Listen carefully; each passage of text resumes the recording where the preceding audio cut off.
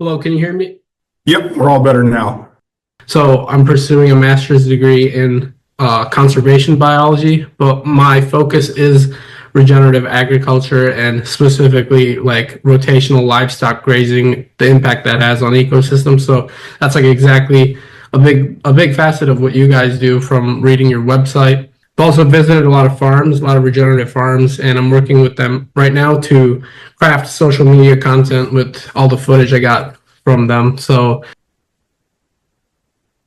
Dude, I am so sorry. We're gonna try this on a phone. no problem. Yeah. It's over here to my right. Absolutely blue screened out. Not a problem. Yeah, mild problem, but that's all right. We'll figure it out. Yeah. These are casual anyways, so I just like to talk about some cool topics, but they're like a casual format, podcast style format, so it doesn't matter. Awesome. Do you want to start over or just have me? Start? Basically, I'm just really into rotational grazing of livestock, and I talk about it in the form of public presentations and videos, and I'm trying to get better at those two mediums. That's where I'm at right now, and I'm a grad student, so that's about me. And now you can kind of talk about how you got into conservation and RSA, if you would like. Sure. Yeah, so my name is Martin Townsend. I currently work for a nonprofit in north central Montana called Ranchers Stewardship Alliance, where I am their conservation program director. Before that, I started my conservation career as a seasonal in the summer in college, working for the Bureau of Land Management. And it was my job to go around and count cows and take pictures of grass and basically just help administer BLM grazing permits. More background, I grew up in Montana, went to school in Wyoming for a couple years, and then Montana for a couple years. Graduated with an agriculture education degree. Really that work experience with the Bureau of Land Management worked to where I had a job coming. Say that again now. Sorry. Yeah. We're having an IT train wreck. We're just down as an office now, I guess. I see. Yeah, so I went to college. I did 2 years in Wyoming. Loved it there. Northwest College, a little 2-year school in Powell. And then I finished at Montana State in Bozeman. Worked as a seasonal 2 years towards the end of college. And then I made enough friends and connections here that when a job came open with the sage grouse initiative, I came to Malta full time and I worked as a sage grouse initiative planner. So what that meant was I worked out of a Natural Resource Conservation Service office, so a USDA agency, and I worked with ranchers on grazing projects that had a sage grouse benefit. So I worked wherever sage grouse habitat was, I worked with ranchers there to do things like increasing stock water availability so we had more grazing rotation options. We're in an area of low soil quality, so worked with a lot of people on taking farmland that wasn't productive enough to be profitable as farmland and seeding it to grasses so it could be grazed. Okay.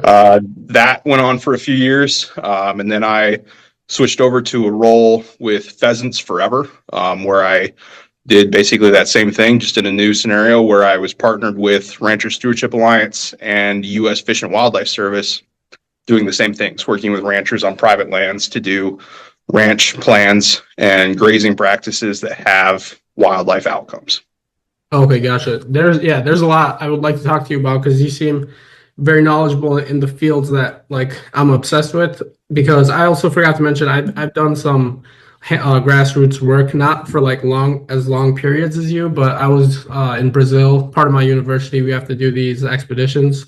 So I did like agroforestry with local farmers in Brazil. And last summer I was in East Africa. And so we did like basically cattle ranching, but it was with the Maasai. And we helped kind of look at a grass bank that they worked to create out of nothing. Like it was just degraded land that they successfully transformed into a grass bank. So I love grassland ecosystems. And so there's a lot we can talk about. I got the questions ready. But yeah. I would also like to say, like, I love Montana, and I visited Montana, but not like the northern part of it. I just drove through when I was doing a solo road trip across the country, and I hit Yellowstone, Bozeman, Glacier National Park. So the area where you guys are at, Malta, is that like only grasslands, or are there some trees and mountains and stuff? Yeah, so it's mostly grasslands and prairie, but we're within sight of some mountains. Okay. And where you drove through, I grew up in the Three Forks area outside Bozeman, so you would have driven right by. You could have seen my grandma's house from where you drove. Oh wow. But so it's a little different than down there. Like down there, there's open space and grass, but it all like feeds up to the mountains. Mhm. Where we are, everything is flat and feeds down to the Missouri River. So we do have trees, but they're usually in the down. We call it's the Missouri River breaks. Uh-huh. So as the topography starts heading downhill, it starts growing more trees. And that could be a whole topic in itself of how we deal with trees, because we probably actually have more tree issues than we do grass issues of trees invading. Okay. Is there a lot of silvopasture there, or is it mainly like silvopasture as in forests? Yeah. Very, very little. We have, I don't know, maybe 7 or 8 different ranches that graze into trees. And it's more common as we go further south in Montana. Okay. But like silvopasture where it's managed for both timber and cows, not really in our part of the state. We don't grow a high value enough timber for really anything. So Okay. they're honestly considered weeds by a lot of people. Gotcha. So a lot of the work you guys do, it seems, is try to get those grasslands healthier in areas where they're not as healthy, and try to get some value out of it, mainly ranching, right? Just like putting livestock on there for grazing purposes. So like what is like the core mission, you would say, of RSA, Ranch Stewardship Alliance, and like what are the current projects, the key projects you're working on right now? Sure. So the mission statement is ranching, conservation, communities, a winning team. And really what we try to do by that is increase data share between different interested groups in the area. We're in one of the largest intact grasslands left in the world. There's a ton of conservation group interest in our area. Agriculture is the economy in our area, so there's a huge economic benefit to having stable and successful ranches. There is a huge social component. We're immensely rural and so very isolated. So trying to build a community where people that don't necessarily need to interact with each other have the option to. We have a bunch of people that work and live in this area that work in conservation. We have a bunch of people that work in agriculture and ranching. If we can find ways to overlap those people to build a better community, to build better ranches, and to build better wildlife habitat all at the same time, that's something we're immensely interested in trying to do. So what that looks like as a nonprofit is we run 2 main programs. We have our conservation program, and then we have our education program.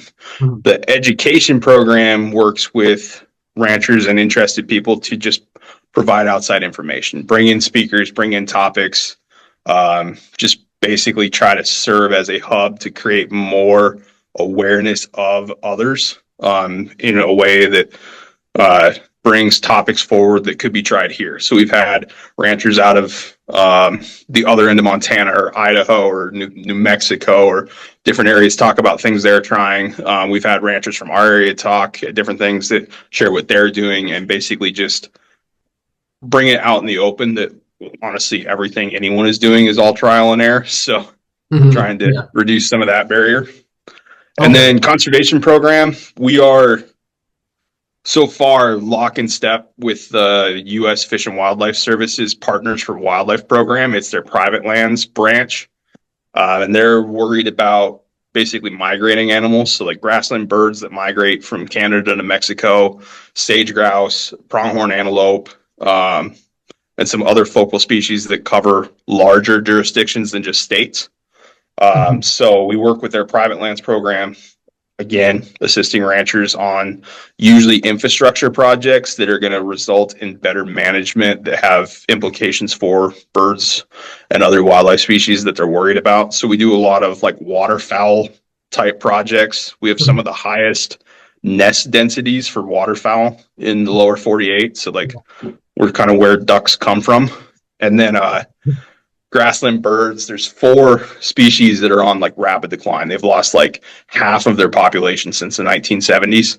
Mhm. And we work a lot on like seeding farm fields to grass, or then working on those introduced pasture grasses to make them more grazable. Because we're finding we have Fish and Wildlife Service and World Wildlife Fund support in monitoring on a bunch of projects, that every time we increase the grazability of acres by just adding fence or just adding like a stock water tank, so it's more likely to be grazed, it's increasing the abundance of those at-risk grassland birds when they do bird counts in the spring. Okay, gotcha. And I read up on the website, like there was a bullet point that said like 70% of land in the Northern Great Plains is going to change hands in the coming years. Yep. So it's important that whoever gets that land is going to be a steward of it, right? And so is that like there is a lot of people trying to farm it, or are there like outside forces trying to get it for other purposes right now? There's a ton of both. So it's Okay. it's a national statistic. The average age of agricultural producers is only getting older. Mhm. Our area is extremely towards that realm. Our office is right across from the post office, Mhm. and we spend about half of our day trying to watch senior citizens just not crash into each other at the post office. So we live in an area where a lot of ranches are basically getting towards retirement, getting towards phase out, getting to where their owners are in their 70s, 80s, 90s. We actually work with one ranch where the guy running it turns 90 next month, Oh wow. and that's what he does. He still ranches at 90. Oh wow. Yeah, so succession planning is coming up as like the biggest thing that our education program is going to try to tackle in the next few years. Mhm. Everything we've done so far, just the way we can figure out how to work with grants and funding, relies on metrics of change. And Mhm. so we really struggle with getting succession planning going anywhere, because it doesn't really show a metric of change for like a landscape. Okay. Because basically the best possible outcome is it stays the same. Yeah. So that's one issue. And then through COVID, we had massive interest from out of state absentee landowner buyouts. So investment firms or different things would try to buy ranches here. We've had some interest throughout time with different efforts or different investment groups that have bought large parcels of land and done weird things with them. But that's honestly, like through COVID, they got outcompeted by private equity and private dollars that were buying ranches at very, very high prices. Gotcha. That's so another thing we're doing right now, like my family and I, we're looking for land in Michigan to kind of regenerate the soil. So we're looking for because in Michigan there's a lot of monocultural degraded land where it was just corn and soy being planted and there's like glyphosate in the soil and stuff. But if you buy that land, I feel like I can, like knowing what I know and everything, apply the principles of nature and try to regenerate it. And because those things like glyphosate, they all have like a half-life. And so Mm-hmm. I wanted to ask you, like, is that something you guys deal with? Like, is there a lot of monoculture land where there's a bunch of chemicals in the soil and you're trying to regenerate it? Yeah. So we have a ton of we'll call it marginal cropland. So like in the 80s farm crash, a strategy was to take rangeland that was about to be foreclosed on. A strategy was to plow it, turn it into farm ground, whether it produced or not, but get it classified as farm ground because it was worth more money. And so there was a huge effort to make more acres tillable so that they sold better to get out of debts in the debt farm crisis. Okay. Most of that, there was a reason it wasn't farm ground. It barely grows, so we can almost grow wheat in some areas. So we have, just in our county alone, and for reference, our county is like 3 times the size of Rhode Island. In our county alone, there's like 4, we'll call them neighborhoods of better quality farm ground, and then after that, the production goes way down. Okay. So I mean, if we're in the 10 to 20 bushel an acre range on wheat, that's great. And I don't think that's. I think if we said that to somebody in the Midwest, they would stare at us like we were insane. Yeah. That's like zero. Right. So yeah, farming, huge The soil is acreage. just not the same as like the Yeah, Midwest. Okay. no, not even a little. Yeah. The glaciers basically left here yesterday, so we have like 8 inches of soil total, and then it's rocks. Okay.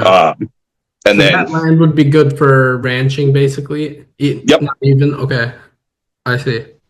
Yeah, I had a professor in college that talked about just the absolute shock that more people weren't invested in expanding meat production. Because if you can take a cow or a pig or a sheep and have it go out on marginal land that doesn't produce a crop and have it produce food, why isn't the whole world excited about that? Right. And this is one of those areas where if a cow can go harvest it and turn it into food, that's the highest agricultural output that land's going to have. Right. I'm of the belief like every grassland should be sustainably if rotational grazing can enhance that grassland, it should be done on that grassland because isn't it true that like a lot of grasslands have been emptied of their megafauna and so they kind of need more Yep. hoofed ungulates on there. So yeah, Yeah. I love that. What Yeah. about poultry? Poultry is not. I don't think it's common in Montana where you guys are at. Is it? No, we were such a big state. We always lacked the harvest capacity to be able to process and ship them. Yeah. Some of those rules got immensely relaxed during COVID. So like we have cottage food laws now that make it easier for small scale poultry to start up. Okay. We're just so far from a scalable market Okay. that it really hasn't taken off. So it's mainly beef that you guys produce, and where do you Yep. supply that? Is it just the local region, or does it go further out in throughout the U.S.? So it goes literally everywhere in the world that accepts U.S. beef. Wow. So there's a few states that are considered like seed stock states, like the bulk of the cattle herd that they produce, it goes on to just make more cows. Mhm. And Montana is definitely one of those states. I think I heard once that we're like top 5 for like bull production. So basically genetics production for international beef herds. Mhm. There's a ranch by where my wife grew up that was shipping bulls to Russia to enhance genetics in Russia. Wow. That's So there's, fascinating. yeah, the whole beef industry is a whole nother super interesting topic. But yeah, so we're a very, very beef herd focused states, but then that does mean we do produce a lot of steers, a lot of cull cows, a lot of things that go to the meat market. Oh, And that then goes through every channel in the beef industry of cow buyer, sale yard, feedlot, grass fed. I mean, it goes anywhere and everywhere. My wife actually audits marketing claims on cows, like if they were like certified all natural, and that goes forward. yeah. She certifies that the cows did everything to meet those rules. She jokes most nights if she saw somebody's last name that's a ranch that I work on conservation projects that like has cows that got butchered in Iowa that are getting shipped to Europe. Oh, So wow. yeah, the cattle world is immense. Yeah, I would love to learn more about it because we have half an acre here. We can only do poultry, but I'm maximizing what I can do here, like testing soil and Sure. doing some aquaponics but eventually I would like to do rotational grazing because that's what I'm studying and I'm doing it right now with chickens, but it's not. Yeah. I feel like I want to eventually. My lifelong goal is to do it on a bigger scale, which is why I'm making this eco village idea. I just kind of birthed it a few weeks ago, and I'm working toward like talking more about it in my presentations. But this leads me to asking you, like the Bezos Earth Fund, how has that helped you guys? And like, did Jeff Bezos find out about you guys, or you like emailed his fund, or yeah? So the Bezos Earth Fund supports a foundation called the National Fish and Wildlife Foundation. We lovingly refer to that as NIFWIF. Okay. So National Fish and Wildlife Foundation takes federal funds and then private funding. So basically, like they'll take like USDA budget dollars and Bezos Earth Fund dollars, combine those into a fund pool with like a program objective, and then offer that as a request for grant proposals. And so we've been working with that NIPWIF organization. We're writing a grant. Actually, Grace is up working on it right now. It'll be our 9th application to their Northern Great Plains program. So basically, everything we've talked about so far is a point of emphasis for that program of trying to work on threats to birds, sage grouse, and antelope. Okay. So we've worked with them for years now, since 3 grants ago. So 2020, Bezos Earth Fund has been supporting NIFWIF. So we've had grants that contain like some USDA money, but then the bulk has been Bezos Fund money. So we've been lucky enough to receive a ton of funding support indirectly from them through years. But then as that grew and NIFWF was trying to show the success of what that investment was to them, we've gotten to know them directly. So people from Bezos Earth Fund came out here last summer, got to see projects that we've worked on, meet some ranchers that are on the RSA board, and got to experience extreme ruralism coming from. The first tour we had was 2 executives from Washington D.C. One had grown up in Brooklyn, one had grown up in Boston, and one had grown up in Chicago. And we brought them out here in the spring and took them to a ranch. Complete opposite. We took them to a ranch where we were looking at sage grouse, and from where we were standing, you could not see a single building.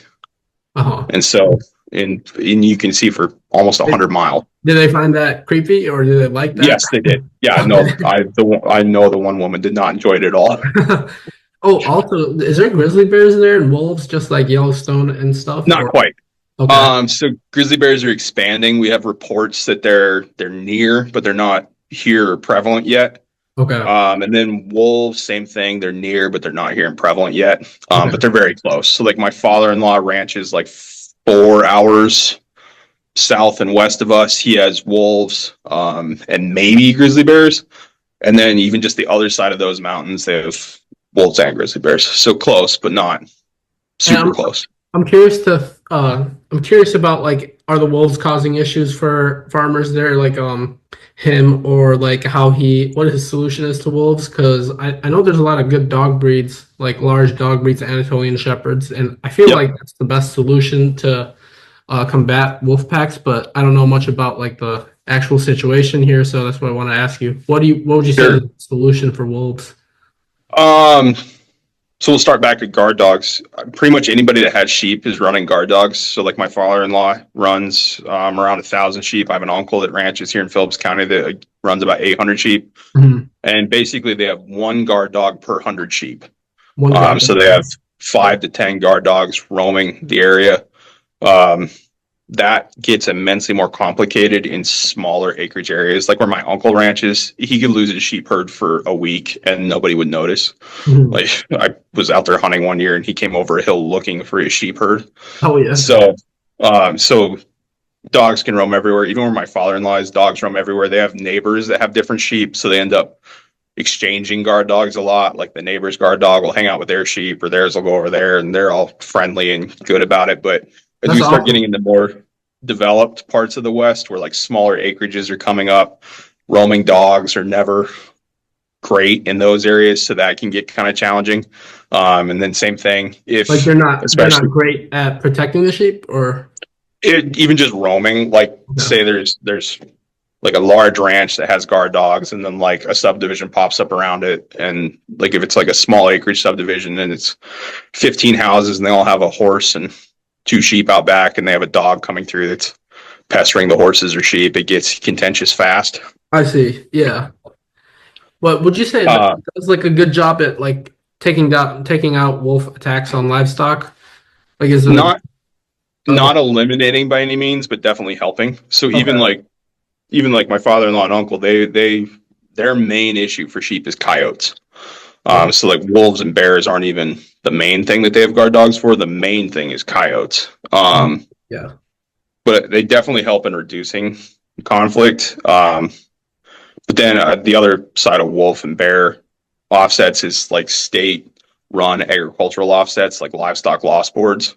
So like Montana has a substantial livestock loss board for predatory things. So like the in-laws had some bear attacks last year on sheep, and like a government trapper showed up, and they spent 3 months trying to trap bears and reduce coyotes. So there's programs to try to offset that damage. And every state does that differently, and every state does it wildly different degrees of successful. Okay. And you said you're a hunter? Yep. Okay, yeah. So I'm a hunter and fisher. Well, I started hunting just this past deer season with my friend. We got a big buck, 10-point white-tailed deer. It was awesome. Amazing. You know, it was tough. We were basically like destroying our bodies in the cold, but you know, we were rewarded heavily for our suffering. It was awesome. Yeah. Good. You mainly hunt like elk or what? So the nice thing about Montana is you can hunt almost everything. So like from where I live in a 3-hour drive, I could hunt bears, mountain lions, elk, and then this all depends on like tags and permits and getting them. Yeah. Elk, moose, bighorn sheep, mountain goat is probably like 4 hours away. Mule deer, whitetail deer, elk, grouse, upland birds, pheasants, waterfowl. Oh, okay. I Yeah, feel like it's a hunter's paradise, Montana. it's why I live here. Yeah, and fly fishing is huge up there as well. Fly fishing. Yeah, and we get into like the warm water side of Montana, so we don't really have trout at the same level, but we have a lot of lake fishing where I am in Montana. So Okay. actually pretty similar to like the upper Midwest, a lot of walleye, a lot of pike. Yeah. Okay. Awesome. Yeah, that's really cool. This is part of the reason why I love Montana. Every time I spoke to a person in Montana, they were a hunter or a fisher, and they talked your ear off about it, and I like that. Yeah. I love Yeah. Montana for that. But another question I had was on the website. It said like 5,240 acres of grassland has been restored. So like, how has that been restored? What was it previously? Was it like tilled land or what? Yep. Yeah. So we should circle back to your cropland question. Yeah. So basically, marginal cropland that as farms have grown bigger, because basically every farm is growing bigger if it's maintaining success. So like we plant back a lot of small fields and a lot of unproductive fields. So basically they go in with the same equipment they use to plant grain. They just run grass seed through it. Plant it. Grass seed is 100 times harder to get to grow than annual crop seed. Like it takes basically perfect weather conditions and near perfect planting to have it grow quickly. Average, it takes almost 2 years for it to be up and growing as grass, instead of where annuals it takes 6 weeks. So that's why we have to offer it as a program, because we have to find a way to basically offset that loss of agricultural income in some way. So like our program and a lot of partners that we work with, basically they're buying 100% of the grass seed if that person wants to plant it. Because usually then the offset is it's financially nonsensical enough that it's worth the 2 years of production loss as long as the seed is free. So it basically balances out.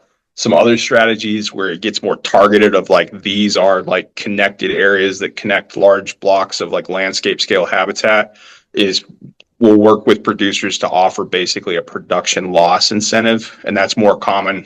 Pheasants Forever is trying to upload a big program right now that'll do that. And NRCS has done that as well, where basically it replaces the agricultural economic loss for those 2 years. So a per acre payment that offsets what they would have made on grain, basically.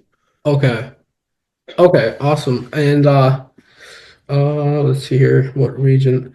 I guess I already asked you that. What region is the meat sold to? So it's throughout the world, all parts that'll accept it, basically. Yep. Okay. And another question I had is the NRCS involved? Because I read that they gave like a 13.5 million. Yep. Yeah, and how was that 13.5 million used? What was it used for by the NRCS? So we work a ton with USDA, NRCS, and then honestly a bunch of other partners too. But recently, RSA has directly worked with NRCS on a partnership agreement where we are helping supply education and mapping staff to like better assist producers of, here are programs available in your area. Here's how your place fits in with these large scale objectives, helping producers make maps so that when they go in and apply for a program, they're a few steps further along in the process. Government programs are big and complex and take a lot of time and take a lot of input from people to navigate. So we're trying to basically reduce that startup barrier to working with conservation programs. Okay. So that's our direct agreement with them. And then through our conservation partnership, there's a program called Regional Conservation Partnership Program, and that's what the program you were talking about before. Pheasants Forever basically worked with NRCS to set up a fund pool that had specific sideboards to it of what they wanted to see happen, which was basically all things grasslands and grazing. And then NRCS administers that program like they do their other programs, and people go there and apply and can do basically ranch plans with wildlife outcomes. I should explain that partnership thing a little better. Oh yeah, go ahead. This is open field. Deal, yeah. So we basically operate as a hub of connecting those different interests, like I said before. But what that means is, for our conservation program, is we run a committee that's basically anyone and everyone that we think has a program or a resource to bring forward in our area, and they meet once a month to discuss problems, issues, projects, plans, programs, anything on the table that needs discussed, where we could all basically make each other's efforts go further. So that group is now over 25 different organizations. So federal agencies, state agencies, wildlife nonprofits, other groups and interests that have support programs, basically trying to leverage each other's resources the furthest. So we'll take like a ranch project where, to be successful, the ranch wants to add stock water and fencing and maybe seed a little bit of crop ground. And we'll split that apart. And if like Nature Conservancy has a cropland program at the time, we'll try to do that through there. We'll do the stock water at NRCS. Maybe RSA can pay for a tank or some electric fence. And then maybe World Wildlife Fund can cover the fencing component. So we'll try to really get creative with how we package those projects together so that we're getting the most mileage out of everybody's resources. Okay. And your job is mainly to work with those big organizations, like work on the social side of things, or are you on the ground as well? Okay. Both. So still plan some projects. We've added some conservation staff that's planning more projects. And then a lot of my job is just trying to keep the programs arranged and keep the partners involved so that we have access to those outside things. Because every program we're working with, for the most part, isn't administered anywhere locally. So we're basically at the other end of Montana from any headquarters type city.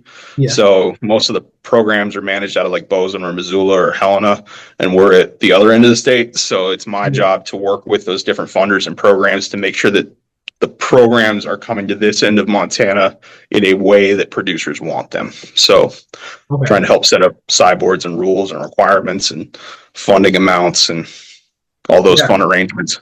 And you're managing basically the biggest grassland in the world. So that's really interesting. It's in the world, right? Biggest grassland, you said? I think we're number 3. I think there's Sandhills, Mongolia, and then us. Wow. Yeah, Montana. I just found out that Montana is bigger than Germany. So that's crazy. Yeah, it's huge. Also, you said about something about improving fencing. I read on your website, it said like as part of your goal to improve over 90 miles of fencing for big game migration. So what does that exactly mean? Are you like replacing barbed wire with a different type of wire? Yeah. So our main big game species in our area are elk, deer, and pronghorn antelope. Elk, I don't remember the number on elk. So pronghorn antelope and deer prefer to go under a fence like 99% of the time. Like you'll see videos where like deer jump over a fence. That's common. They'll do it. Antelope prefer to go under a fence 99.9% of the time. And even like mule deer, it's like 99.6% of the time. So if they can go under, that's what they would much prefer. As this area was settled, there was a lot of sheep ranches. And as those sheep ranches grew, they used a lot of woven wire that isn't go underable. So it's basically a 4x4 inch grid of wire the whole time, the whole way. So we work to replace those fences a lot with just barbed wire fences. Barbed wire fences are completely passable by wildlife as long as they're meant to be. So we have a lot of fencing. So like one ranch that we work with, that one ranch, which is just a slightly above average size ranch, has 400 plus miles of fencing. Wow. When they're operating across, I think that ranch is like 65,000-ish acres. Wow. And 400 plus miles of fencing for their grazing management wants and needs. Wait, is that the Matador Ranch, the 65,000 one? Or that's the name? We could use that one as an example. They're about the same size. Yeah, that's amazing. That's a big farm, the big ranch. Yeah. So like an average ranch in our area is probably in the 20,000 acre range. or a little more. And as basically the production goes down, the acres go up. So if they grow less grass, they're usually a bigger ranch. Basically a full blown ranch where that person is ranching as their full-time career is about 300 cows. So basically the average size of a ranch is however many acres it takes to support 300 cows for a year, 300 to 500. Yeah, 400 miles of fencing. If some of it's old woven wire, if some of it's barbed wire that isn't passable, basically fences get worked on through time. There's no ranch that's going to bite off all that in one chunk. Our newest numbers is about $15,000 to replace 1 mile of fence. And who do you hire for that? Like outside people come to replace that fence, or is the local? Yeah. Okay. Well, and the lucky thing about having so much barbed wire fence is we do have quite a few fence contractors because it's just ongoing. Most ranches have some amount of fence repair or replacement built into their budget every year. Yeah. Where we try to step in with a program is working on the ones that wouldn't be replaced otherwise. So like woven wire, it's probably doing a very good job of holding cows where they're supposed to be. So there's no reason for that ranch to go from basically a fence to a fence. Mm-hmm. So that's where we're working with them from a wildlife community standpoint of supplying the funding to upgrade that fence to where it's passable for wildlife. Like from the ranching side, it made no sense, but from the wildlife side, it does make sense. So that's where we try to work with ranchers to replace those restricted fences. Yeah. And then barbed wire fences are passable. And just through time, a lot of fences end up to where they're made to be passable because antelope try to go under because we get a lot of snow, and snow will basically rot out metal fencing. People will raise the bottom wires so that they stop getting broken to reduce maintenance issues. So a lot of fences are inherently passable for animals to go under. But then what we try to do when we're building new fences is to just put that bottom wire in at a higher level at the first point, or work with people to move a bottom wire up on a fence. Okay. Does that call for the whole fence post to be dug up, or you just replace the wire? Not necessarily. It depends on the age of the fence. But like we worked on a fence last summer that was the original county line barbed wire fence that would have been installed in like 1908. Okay.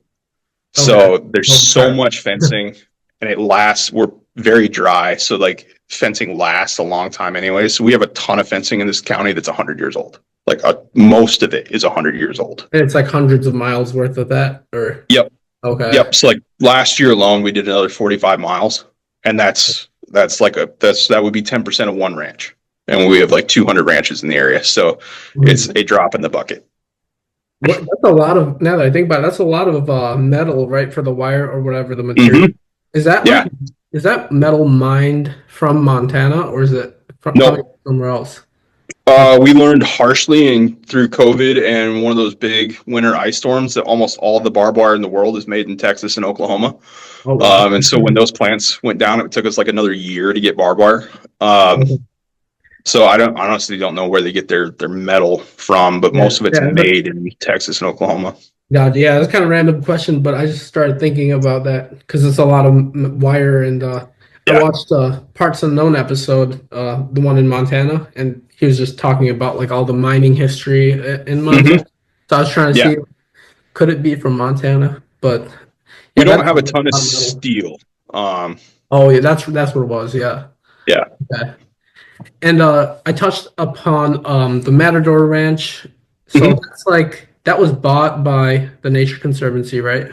Or So who owned it first? Like when the Nature Conservancy bought it, who did they buy it from? So it was owned by not necessarily the same family that homesteaded it, but a family that would have homesteaded in the area, passed it down through, I think, at least 2, if not 3 generations, and built up basically a large-scale sheep operation on it. And it's sold to the Nature Conservancy from basically that original settlement family in, I think, right about the year 2000. Okay. And then Nature Conservancy owned it, and that's a super neat story of basically Ranchers Stewardship Alliance history, local history of the Nature Conservancy working with local producers. And I love that you touched on grass banks at the beginning. That was a grass bank that they put together where Nature Conservancy worked with surrounding ranches to let them graze animals on their property, basically as a drought offset. As other ranches lacked water and lacked grass, instead of having to just sell their cows away and then try to buy back in a different market and affect their economics hugely. They worked with Nature Conservancy basically to provide a cushion. If they could send some cows and graze them together as basically like a reserve ranch, like this is the grass we'll use to make up differences on our home places. Nature Conservancy was able to work with all those ranches to create conservation outcomes on each of those ranches. So there's different things that ranches can do to increase decrease what they have to pay to graze on the Nature Conservancy ranch, and it creates a conservation outcome at just a massive amount of acres. Okay. So with them having that 65-ish thousand acre ranch, they're working with another like 300,000 acres worth of ranches around them and having an impact at 500,000 acre scale. And the Nature Conservancy involving themselves, that was the awesome outcome, basically. Yeah. Okay. Yeah, because a lot of, especially in that time, it still flares up from time to time, a huge, just absolutely wrong opinion in grassland management is to buy a parcel and remove grazing from it to save it for nature. Yeah, so it needs the ungulates on there to impact it, right? Yeah. Yeah, so we see that a lot. Then there's been a few different very, very nature preserve type efforts that have popped up in our area through time. Oh yeah, so for very reserve. Yep. Yeah, there's been a few and a couple, and a lot of the time they're either completely removing grazing or drastically reducing grazing. And really all that does is it lets more grass grow up, grow dead, and sit there and rot in the open air. And it doesn't add any soil organic matter back. So even if it's still grazed, just lighter, it might not be cycling nutrients the way the ecosystem means it to. So that's the key, right? Like you got to have it all fall into some sort of cycle of nature, whether it's the nitrogen cycle or nitrogen cycle, mineral cycle. It's got to be in the cycle. I didn't know that the grass would just die right on top like that. So does that mean like they literally need to be grazed because that's what they're meant for, kind of? Literally need to be grazed. Soil doesn't absorb organic matter any other way than having biomass die underground. So even if grass just lays on it, it doesn't necessarily gain that organic matter. It usually volatilizes and goes into the atmosphere.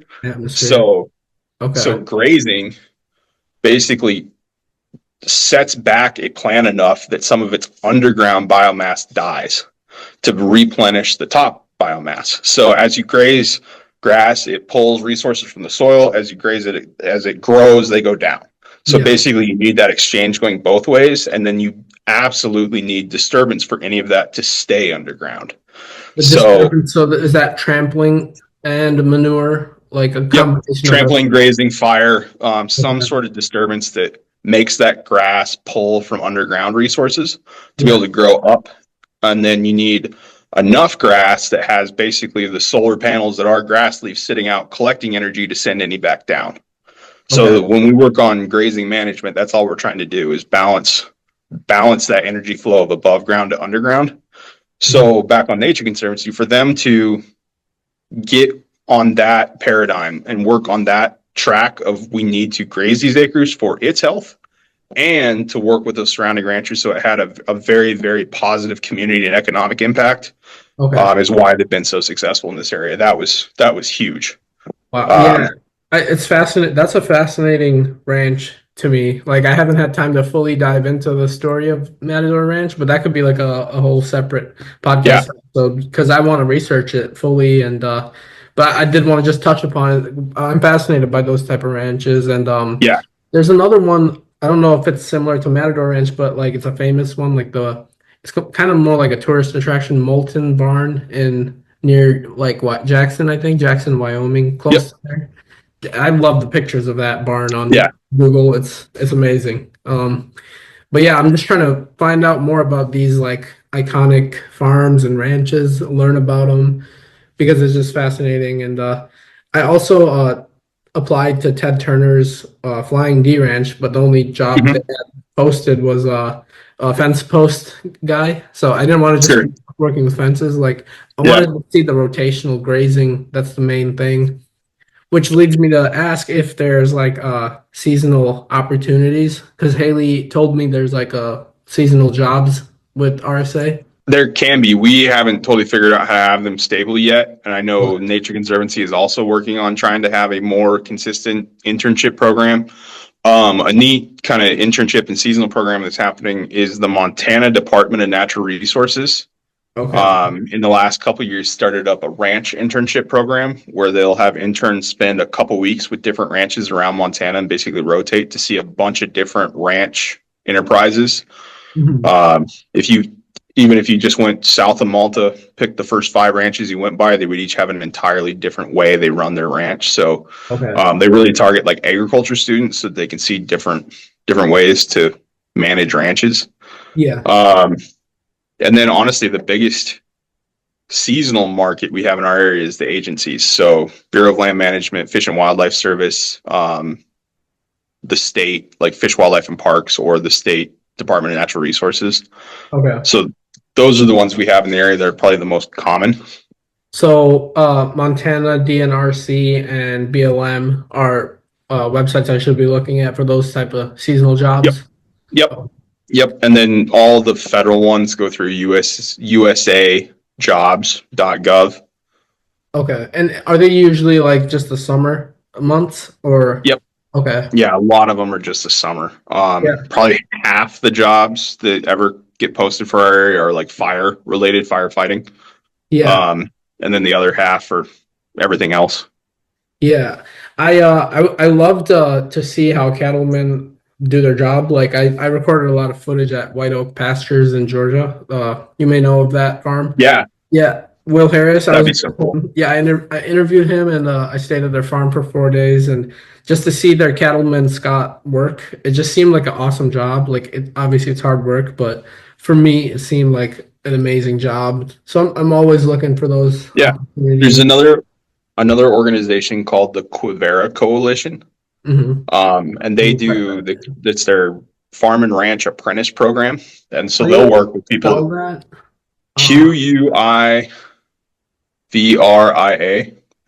Quivira. And what is the operation?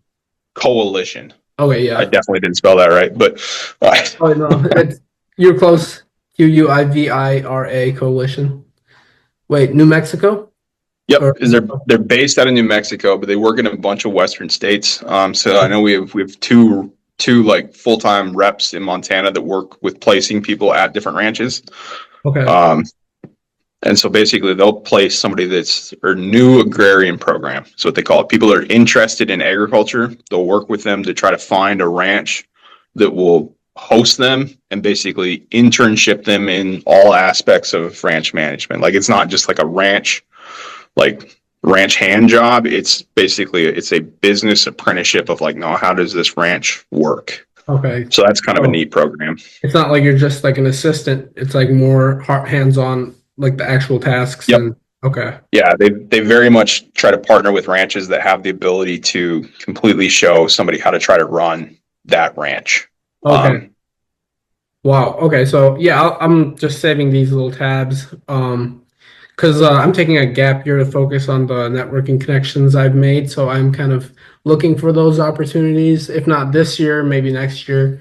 I'm making a video a week this year just to, my goal is to share like real data and science in a format that's digestible for like social media, YouTube mainly. So like I just want to get those filmmaking muscles and skills developed this year. Sure.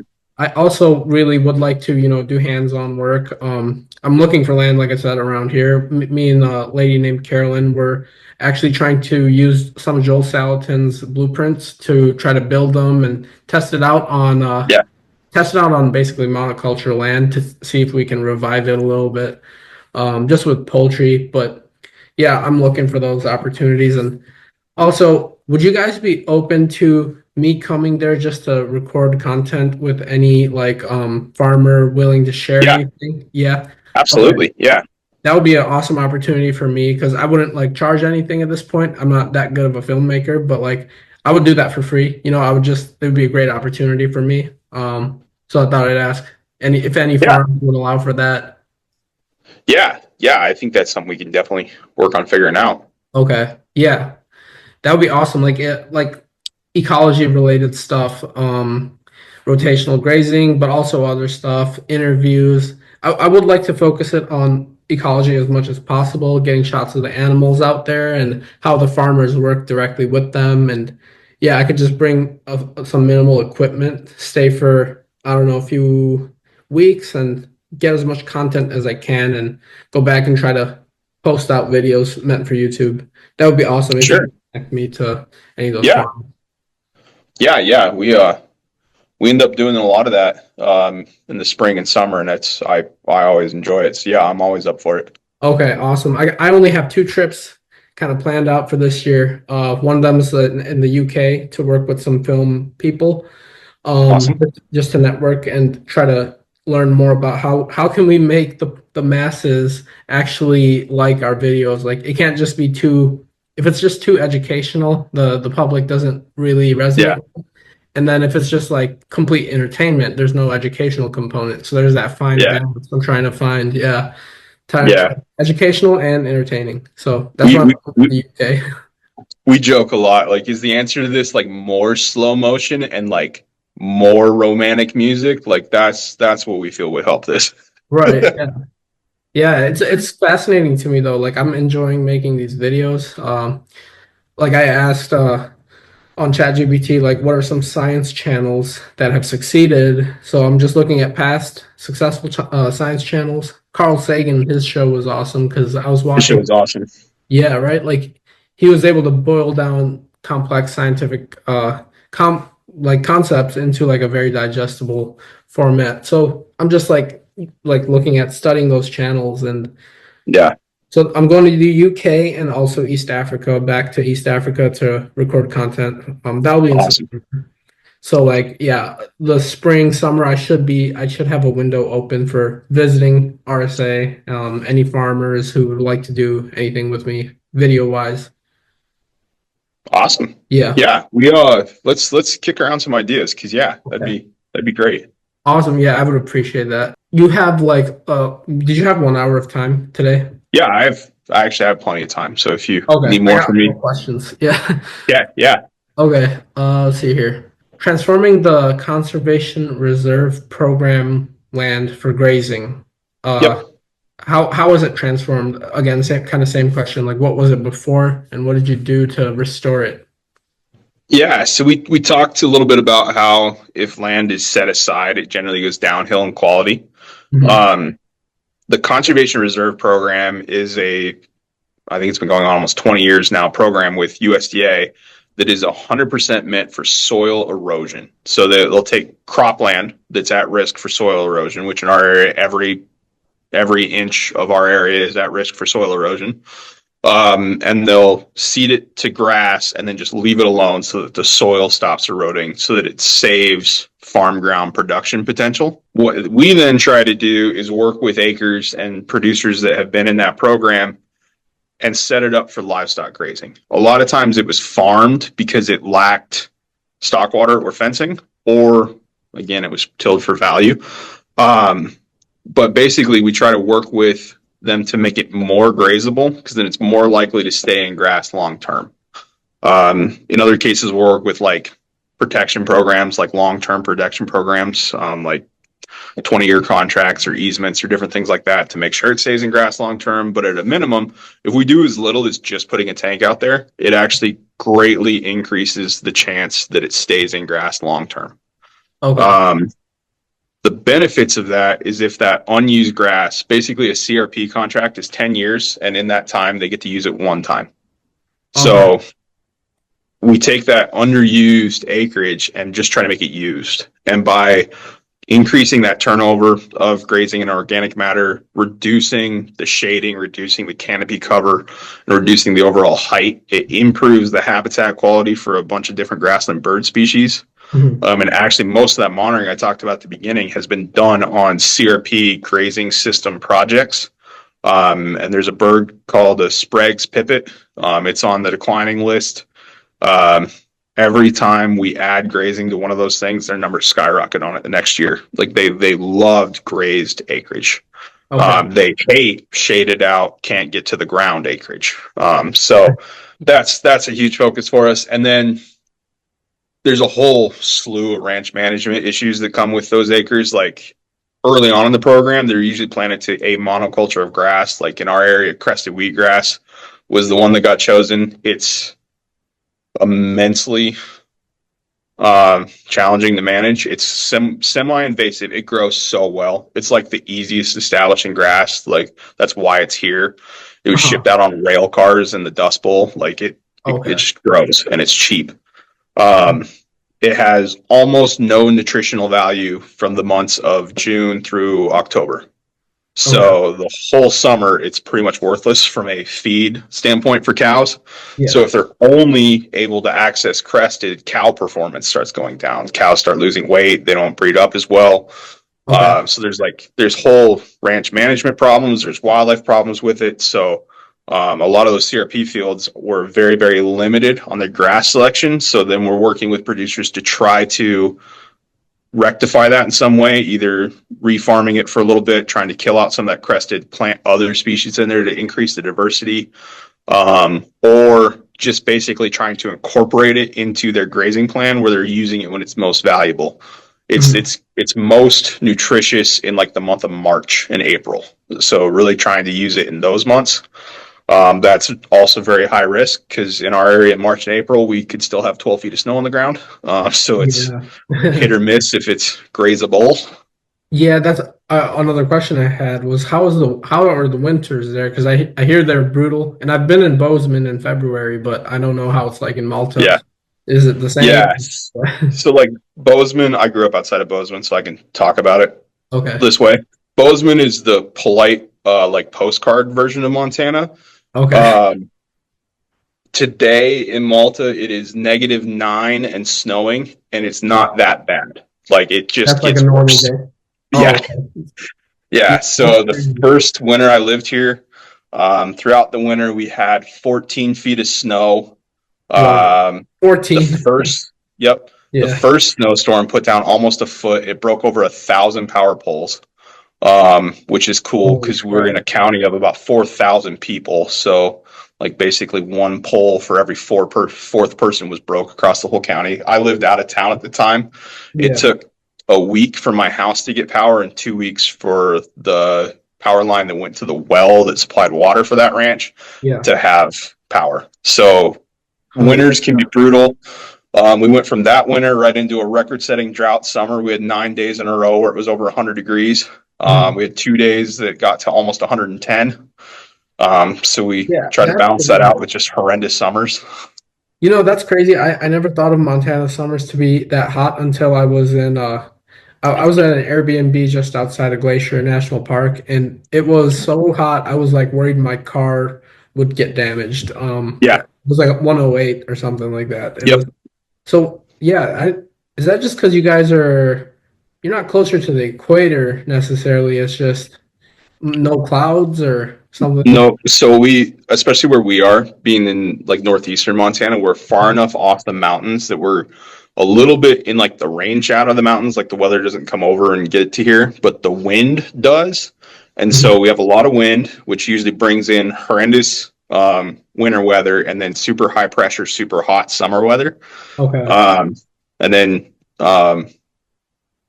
let's see, I think in 1 year I went to 4 ranches that had structures blown down and wind. So we'll get days of like 70 and 80 mile an hour winds. Wow. So we got that going for us too. But So in the winter, the cattle, are they just outside or are they in barns? Yep. So they live outside. A whole factor of cattle management is getting them enough feed that they ferment in their rumen enough to keep themselves warm. So that's actually like a whole part of winter feeding strategies is just, they call it gut fill. If we can get enough gut fill into cows that they ruminate enough to warm themselves up. So people feed a lot of really, really low quality items like straw or after grain screenings or super low nutrition things that are just a lot of bulk because it creates a lot of fermentation and warmth for cows. Wow.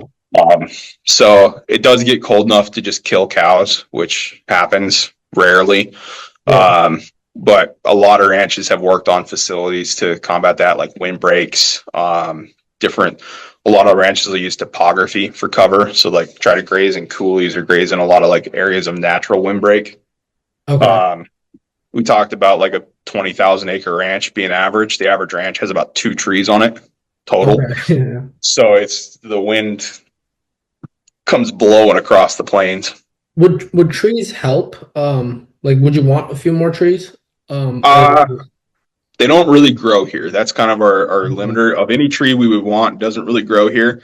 the soil, Pine trees are taking off in juniper in our area. They're super high fire risk. If cows browse on them too much and consume too much, they can actually abort calves. Okay. They are completely detrimental to bird species because they allow for better predator habitat. And Wait, then that, they could abort calves? Like, how? yeah, if they eat enough pine needles, there's a tannin in pine needles that is toxic to pregnant cows that makes them abort. It's called pine needle abortion. There's These things I never would have known unless I spoke with you. Like that, and the fact that the straw ferments and heats them up. This fascinating stuff. Yeah. Yeah, no, there's literally a million different weird little topics, and the funnier thing is there's always somebody that's like the world renowned expert in it, and that's even funnier to me. You got to get all the world experts there to work on what their expertise is on. Yeah. Exactly. Yeah. So, those can be super, super fun. And then winter, the main variable we never know is the time, is how long is that winter going to last? Like that first winter I was here, it was 7 months of winter. Last year we had like 7 days of winter. Like we had 1 cold week and like 2 snowstorms, and that was it for the whole winter. It's that. And then we had, it's that unpredictable. It's that unstable. Yeah. Okay. Super unstable. We in 2016 we had like 50 inches of rainfall, which was ludicrous. It flooded everywhere. It was so bad. Oh, so it was a bad thing. Like too much rain. It took away the topsoil. Okay. Yeah. So we have a lot of like streamside hay ground in the area. Mm-hmm. It flooded and ran so much water in such a short period of time. It washed like tens of thousands of hay bales down the stream. Wow. Yeah. And then 2 years later, we went from 50 inches to we had 5 in the whole year. So it can very, very, very, very much drastically differentiate from year to year. If you have like a year where you get like 5 inches of rain, where's your like water source from? Like, is it the streams or, like I know you guys built a lot of pipeline, but where's like the actual source of water? Like I'm thinking streams, right? Yeah. Can I pause for a second, grab a phone charger so we can keep this going? Oh yeah, sure.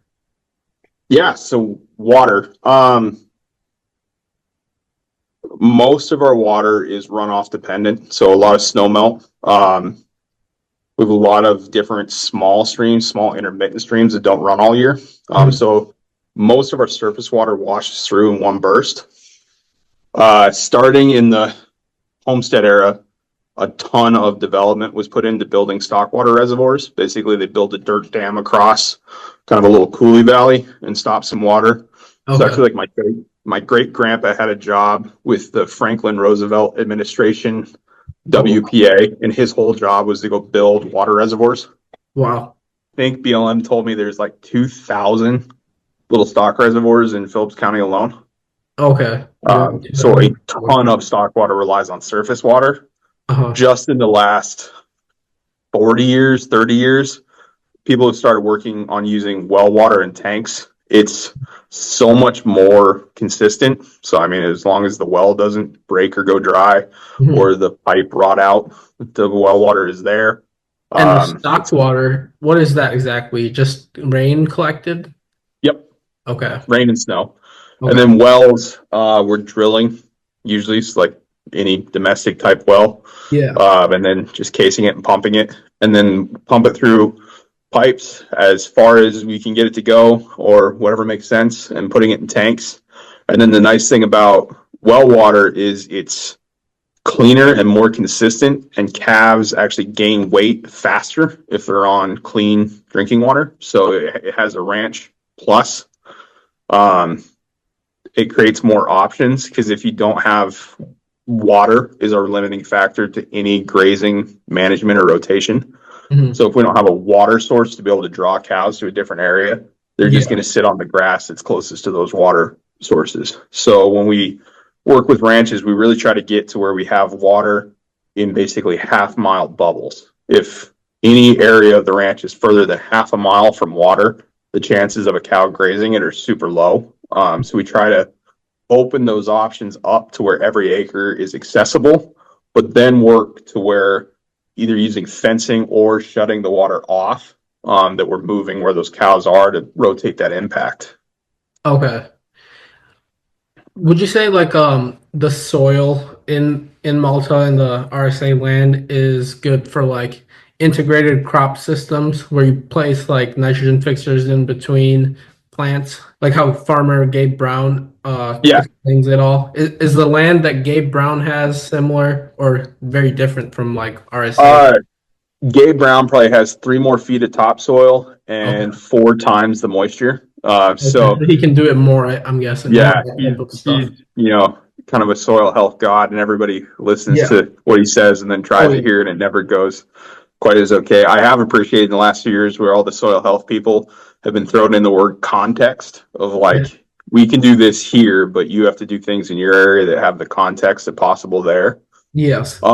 So we have people here that do things like, a lot of crop ground gets used for just forage production. People will grow like a hay crop. So they'll just plant like a barley for hay barley. We have people that'll mix barley and peas so that they have basically a carbon and a nitrogen plant at the same time, and they'll have a barley pea hay crop. Okay. I have a different uncle is a large scale farmer east of Malta, and he does a lot of intercropping where he'll plant like chickpeas and lentils. And this, I don't remember the combinations, but he'll plant different combinations of different crops together. For basically, they're finding a lot of times it can increase yield in total, and then reduce disease is an even bigger one of why That's that is fascinating. beneficial. Yeah, that's a fascinating field, I think, to find out how to minimize disease, increase immunity. I think Yep. Joe Salatin's kind of like a god in that sense. He knows how to Yeah. do that stuff. But that's very interesting that you can't do everything ecosystem to ecosystem. Like, it means you got to maximize like each particular ecosystem, like call upon the generational knowledge in each Yeah. ecosystem. Yeah, Yeah. And that's I mean, cool. all the way back to some of our first talks, that's one of the biggest concerns in ecology is if we're losing that generational knowledge of what works here. I mean, it's like my family's ranch. My uncle ranches south of Malta. It would have been made up of, I think, 32 different homesteads at one point. So basically 32 small acreage systems that were utilizing resources with no prior experience. I mean, it was completely settled by immigrants from America and Canada coming west. Okay. There's probably 1,000 teepee rings spread out across the ranch. It's along kind of a main tributary. So like it had knowledge beforehand with indigenous people and tribes that were in the area. It's like a known hunting area, and there's buffalo jumps and teepee rings. And then it was separated into 32 small little things, were each managed separately. And then another 100 years later, it's back to a larger block that's managed basically at a larger scale. So just that time, it takes 100 years to learn a harsh lesson. So Yeah. that's a big fear in our area is if the dynamic changes in management in a large way, the recovery of a change is so long that it's scary for people to consider. Okay. Yeah, and yeah, I would love to see more of like just walk around on the land. Is it similar to like Yellowstone National Park soil where you guys are at? Where it's like sagebrush and stuff? Kind of, yeah. We have a lot of sagebrush. If when you come out here, you'll see. If you thought Yellowstone was big, this is like 10 times. Oh, Like just unlimited space and unlimited space. okay. Yeah. Wow, yeah, I would love to see that. That kind of felt weird when I was driving because I drove from Denver to Jackson. So I drove through Wyoming. It felt like I was on the surface of the moon for like Yeah. hours on end. It was crazy. Yep. Yeah. We actually have a road called the Moonscape Road. So Oh wow. yeah. That part of Wyoming seems like I don't know if it's good for ranching, but it seems like there's so much grassland, but Yep. it seems kind of gray. I don't know if it would be good for Yeah, it or not. we're pretty similar to that Okay. here as well. And the funny thing about that is like it doesn't look very, it just looks gray. Yeah. But there's probably like 30 different species of plant out across that area. Right. Each of them provides a different like nutrient combination. So like it's actually super good to run grazing animals on because if Oh, they'll go cherry pick different plants to basically meet their own nutritional needs. And basically because they're all there and they have the space to be able to do that, they can operate at a higher nutritional grade by just self-selecting plants. the animals. Yep. So when you say self-selecting, are you talking about the cows doing that or like Yep. all livestock or okay. Yeah. Yeah. So grazing animals, we actually can run into it's like grazing management is a whole fun science in itself. We can run into train wrecks by trying to manage cows through the mind of a human Mhm. because we limit their access to different plants. Like if we hold them in an area that's like just a crested wheatgrass field, it can drive their performance down because they can't go pick other plants that have other nutrients in them. So Oh, like there's two thoughts to it of like at large scale, they can go and self-select and move. And then if we're trying to increase scale and like increase efficiency, we might be driving cattle performance down. So okay.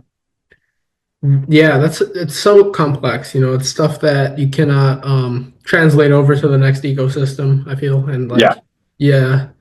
But it's fascinating to me. It's like you're managing ecosystems and like the saying goes like all farmers are conservationists, like because you guys are doing the most hands-on work. Farmers are they're dealing with it every day, which is why I'm trying to do more grassroots stuff. I'm doing a lot of research for my degree, reading books, but you got to combine it with like the action component, which is why I'm looking for land here. It's yeah. fascinating to me to manage an ecosystem, make it more productive, increase the biodiversity.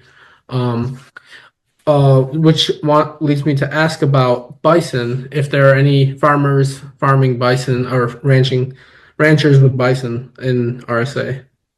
Yeah, not really. One of those nature preserves runs a few bison at like a super low stocking rate, mostly to have.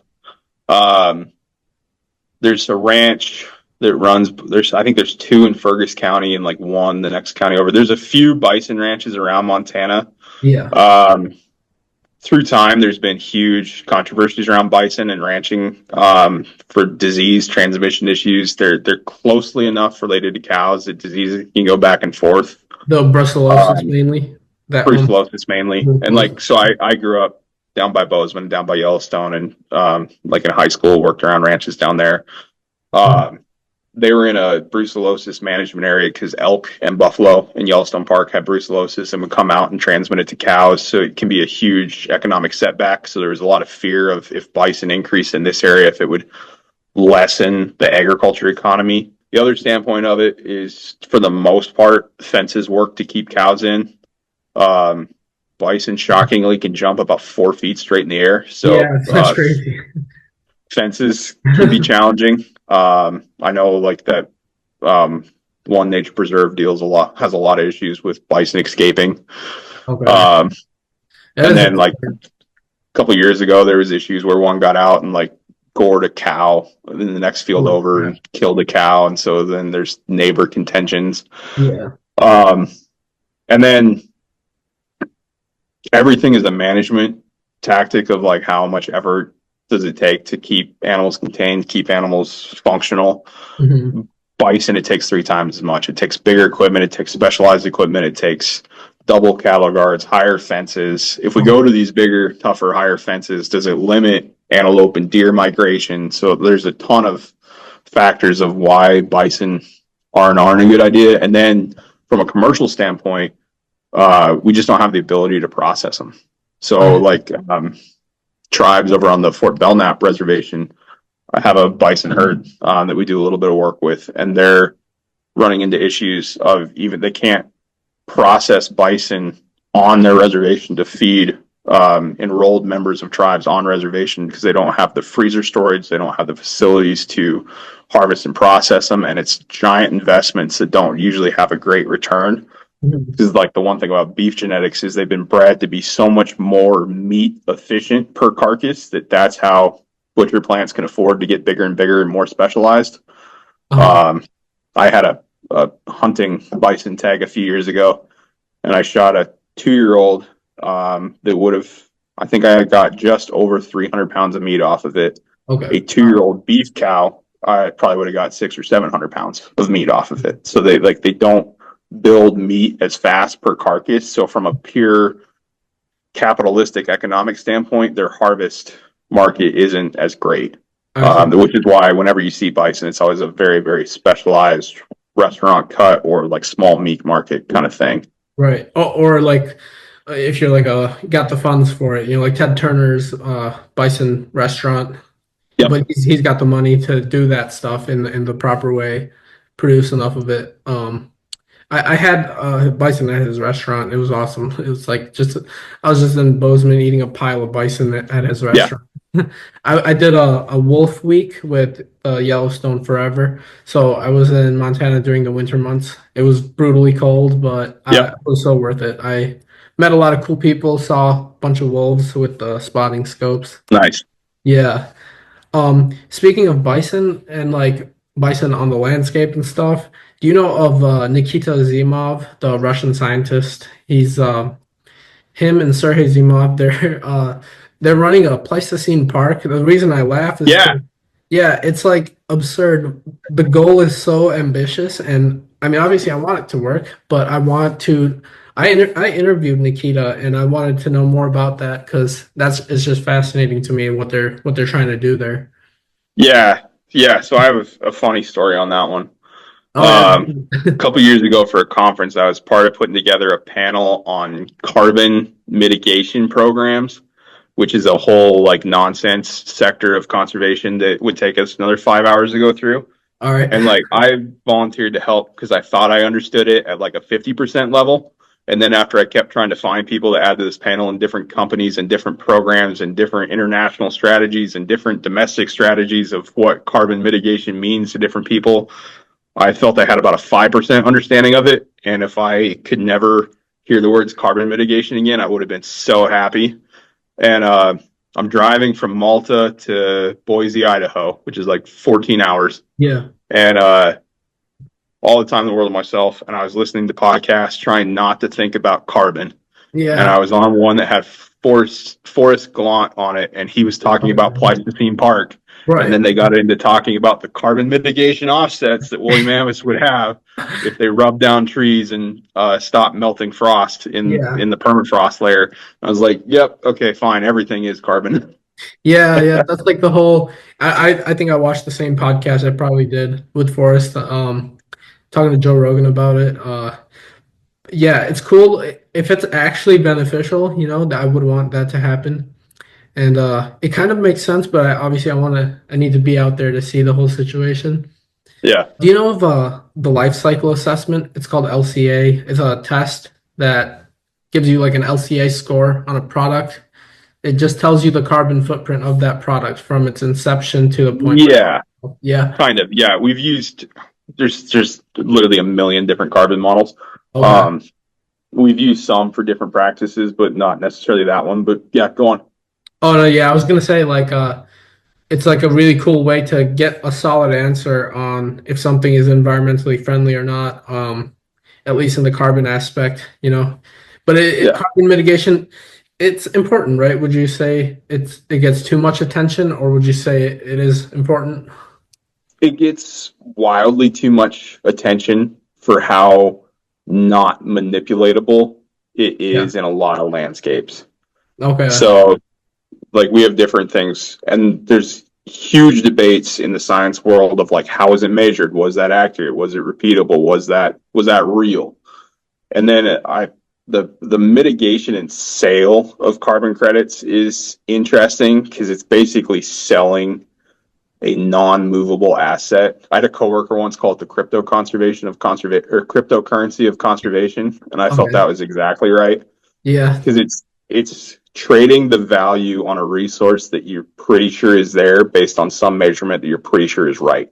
Right. So it's very, very debatable and very, very contentious in a lot of conservation circles. There's some organizations that refuse to engage with carbon anything. There's some organizations that refuse to engage with mitigation anything because they feel it just allows companies to damage things elsewhere. So yeah, Sometimes like a score will let them do stuff like basically, yeah. So that can get Get contentious. Honestly, it was the Biden administration, and we started hearing the word carbon. Before that, it was just ecosystem resiliency. So a lot of the times, a lot of conservation efforts all mean the same thing. They just have a different word associated with them, whether it's drought or environment or carbon or sustainability. Like it basically all just means conservation of trying to make sure that resources are available into the future. Gotcha. So would you say Trump's presidency is better for agriculture in Malta? I know it's better for agriculture everywhere else, kind of in the U.S. At least from the farmers I spoke with. no idea yet. Okay. It'll just be different. So I think that's in any administration, like not usually does a lot of stuff change. It just gets different. So we'll see what this one is like. As of like today, with like federal funding and award cancellations and it's just like chaos with any federal partner we have right now. They have no idea what's going on and if they have programs. So we're not sure if we can enroll ranches in USDA programs right now. Oh, wow. So yeah, so that's up in the air right now, but that's right now. I see. So we'll see what that turns into. We talked a lot about like antelope fencing. That came out of the first Trump administration. That was a Department of Interior secretarial order to focus on. So like that started focusing on big game migrations in our area. So that was a good thing. Yeah, that was a good thing. Okay. Out of the Biden administration, a bunch of this like climate smart money came to the area, provided a lot of farm and ranch planning options and program options for us. So that was a good thing. So like every administration has a good thing or a different thing. I see. Okay. Going back to like rotational and cattle production, I had one more question, two more questions. It's first of all, the first question is for processors, do you send it out like somewhere else away from Malta, or do you have processors on the farm or near the farm? So we have everything in between. So probably, I don't know the statistics, but definitely more than 80%, and I wouldn't be shocked if it's not 90 or 95% of cattle that go to the beef market and slaughter from this area end up in Colorado. There's really only like 4 or 5 large-scale processing plants in the country, and they're all Midwest or Midwest adjacent. So most of them go to Colorado to be put into the large-scale beef market. Wait, so like some of live, them, are they live cows being sent to Colorado on like trucks and stuff? Okay. Yep. Yeah, usually they're actually sent to like Nebraska and Colorado and put in feedlots for a while to like gain back some weight and so they grain whole finish process. Yep. Yeah. Okay. We have some smaller scale plants in Montana. Like we have one like 4 hours from us that's basically like a mid-level plant. Like they go into some specialty markets and some like more regional grocery stores or regional restaurants. Yeah. And then very small scale, we have like local butchers that'll do like 1 cow at a time, basically, for like if you're a ranch and you want to butcher one of your own cows and eat it, they'll do it. And then we have a new co-op that started up about an hour from us, where basically producers co-op money together to fund and upstart a plant that is retail sale certified, so people can do like self-branded cows. So like we have a board member, her and her husband ranch, and they have Math Farms beef as their brand, and they work with that co-op to get it butchered and so that they can sell it retail directly as Math Farms. Yep. Yeah, because I would cut out a lot of the middle operations and they're not to go back on carbon, but like it is a lot of like kind of unneeded wasted energy to transport a bunch of cows all the way to Colorado, right? Yeah, so we've actually through time had a bunch of efforts pop up. We work with a group on the other side of the Missouri River from us called the Winnett Aces, and one of their first things they did was try to get local beef in schools because they felt it was odd in a county that has like 8 cows per every one person Yeah. that the school was serving beef that would have come from Iowa. Yeah. So Yeah. they took a slug at that, but our real problem is we have like 5 cows per every one person here. So Right. for the most part, the beef is being exported. Yeah, that's like a big thing to work toward, right? To get more local food, because it would just reduce a lot of not only transportation costs, but like animal stress and just like Yep. create better regional economies, right? Yeah. That's something you guys are working toward. Okay. Is there a demand, like people at RSA, farmers at RSA want processing plants to be at Malta?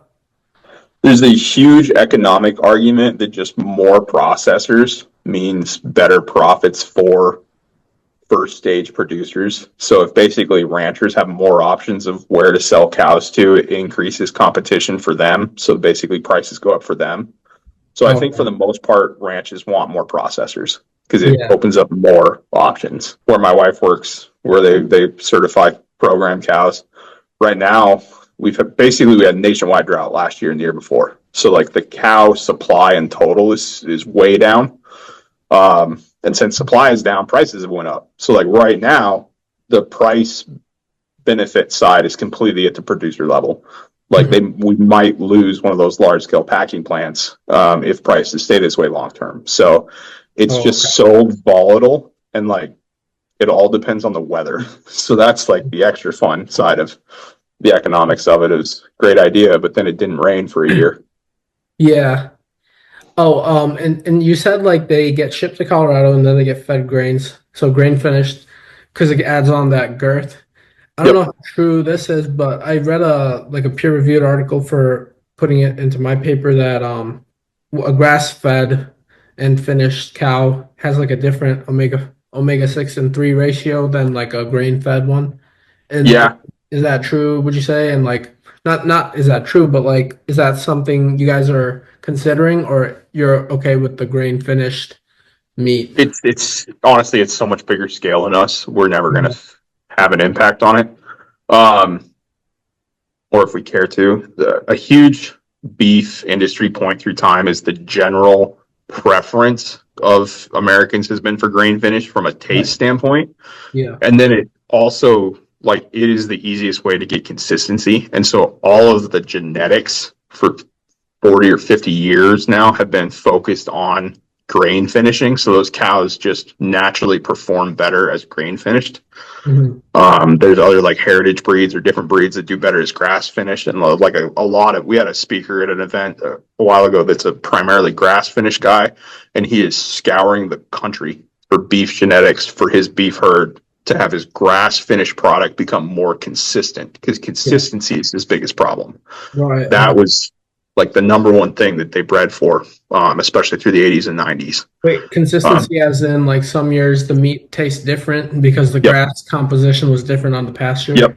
Okay. Or you take a herd of 100 cows, butcher 20 of them, every one tastes different. Of just Oh, trying to yeah. get basically a truckload of cows that all taste the general same. Yeah, okay, gotcha. If you want to scale it, yeah. Or else you Yep. would need like a cultural change, changing consumer demand Right. to, yeah, which is like hard to do. Right. Well, yeah, that's fascinating. I didn't know that either. Because I know certain breeds like the Scottish Highland. I just follow some YouTubers, and they're farmers. They don't have access, I don't think, to grain. They're like 20 acres, and Sure. yeah, and they slaughter their cow, use every part of it.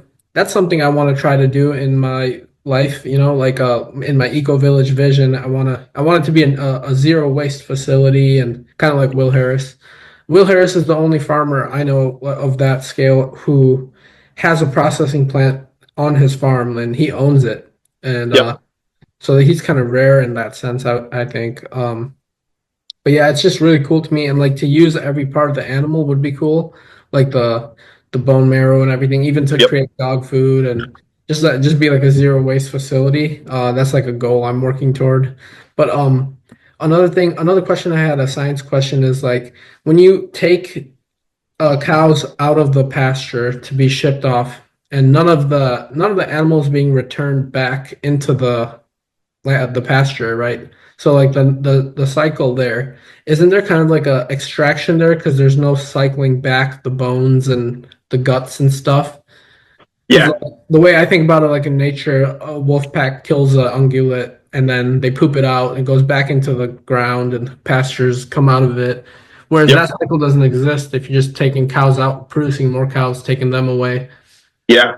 I think it was Gabe Brown actually had a whole talk on if selling old cows was worth it. So, like, there's different age classes of cows that have very different markets. So, like, old cows and like short-term cows, that sometimes call them, is like a whole economic market, and a lot of people try to buy those in different economic conditions. And so, like, the uncle I have that ranches here, he's a very market kind of guy, so he'll watch that and buy different ages of cows based on where they're at in their market cycle. Okay.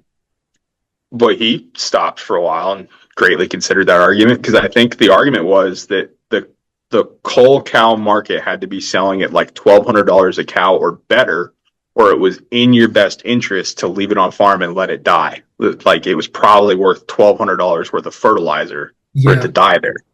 So yeah, that's a whole economic analysis that could exist. It just turns into a cash flow issue, because like one of the hardest financial management aspects of a ranch isn't just the economic plus or minus, it's the year-to-year cash flow of, did we pay debts? Right. So that becomes more of a business problem than anything. Which, like, from the standpoint of like not like you have any debts. Let's say if you were to start, like if I started an eco village and I was able to get the funds for it, I feel like it's just kind of hard to scale, but I feel like if you could establish those natural cycles perfectly, it could be awesome to see like all the dog food comes from the farm, all the fertilizer is just the animal parts. Because Will Harris is doing that. Yep. And the biggest scale I know of is Will Harris doing that stuff. And that fascinates me, but obviously I understand it's very difficult to do that in like a mass business scale, especially if you have debt as a farmer. Yeah. Yeah. And then like labor and housing become the next problems of how do you add people.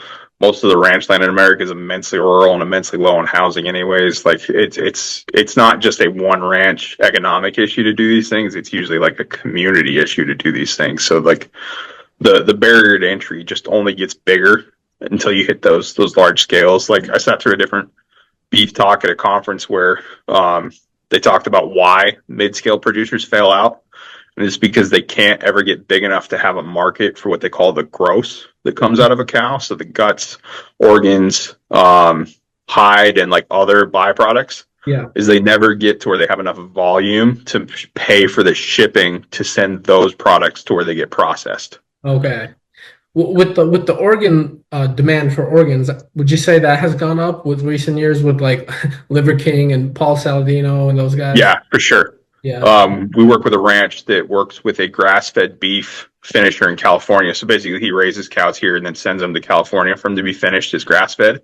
Okay. And their entire marketing thing is that, like, in their hamburger, they grind organs back in with it, and it's I don't know, I think we called it like primal blend, and that's their entire marketing. Right. I purchased I got my primal blend from Force of Nature.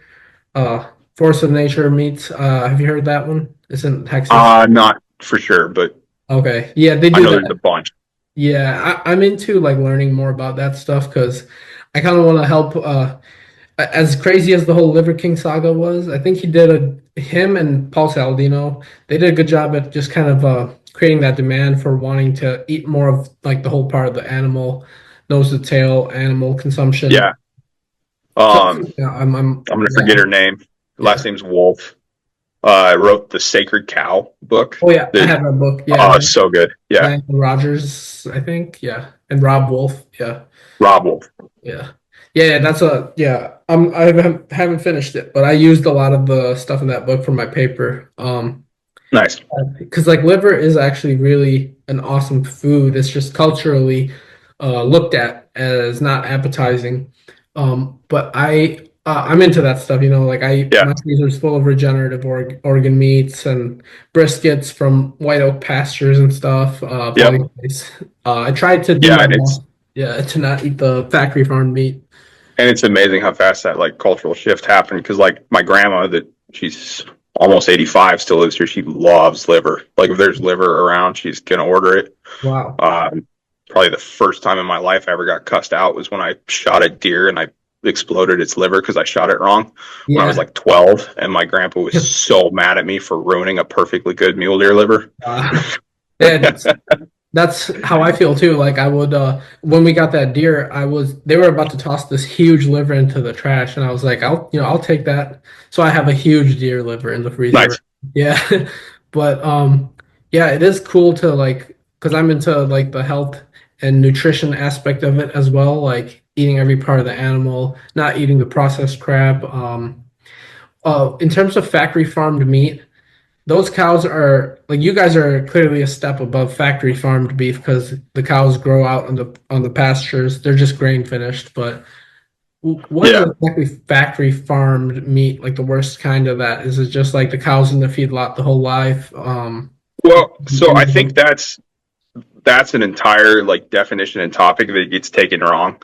Yeah. Most cows spend most of their life on pasture and in open space. Okay. That's Like what I if thought. if they're 18 months old at slaughter, they probably spent 13 to 15 months of that out grazing. And it's usually just the last like 3 months to 6 weeks where they're on grain. Mhm. So for the most part, most large scale processed beef is going to have a ton of the same like nutrient content and same like mineral uptake from where they were raised that they would otherwise. Yeah. It's just the final subcutaneous fat that they put on, or basically around the outside, all the fat you see. Mhm. And then what then works on like the muscle marbling is what comes on at the very end. So that's what the feedlot is there to add, is the marbling and the outer rim fat.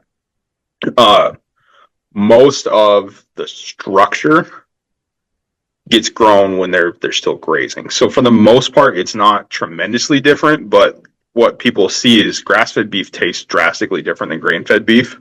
So I think people see the difference in that taste and assume it's the entire cow's life's fault. It's not just those final 6 weeks. So I think that's kind of a misnomer that honestly like has driven down demand in beef throughout time. That isn't necessarily true. I see. Okay.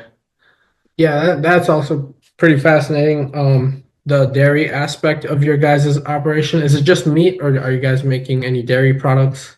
Here we're 100% beef. I'm trying to think across Montana. There's really only a little bit of dairy industry left in Montana. Dairy cows and beef cows are very different cows. So for the most part, they're different entities and Right. businesses. Yeah, where we are, we have no dairy anything. So Just wait, it's a limitation of transport to market. Like you cannot.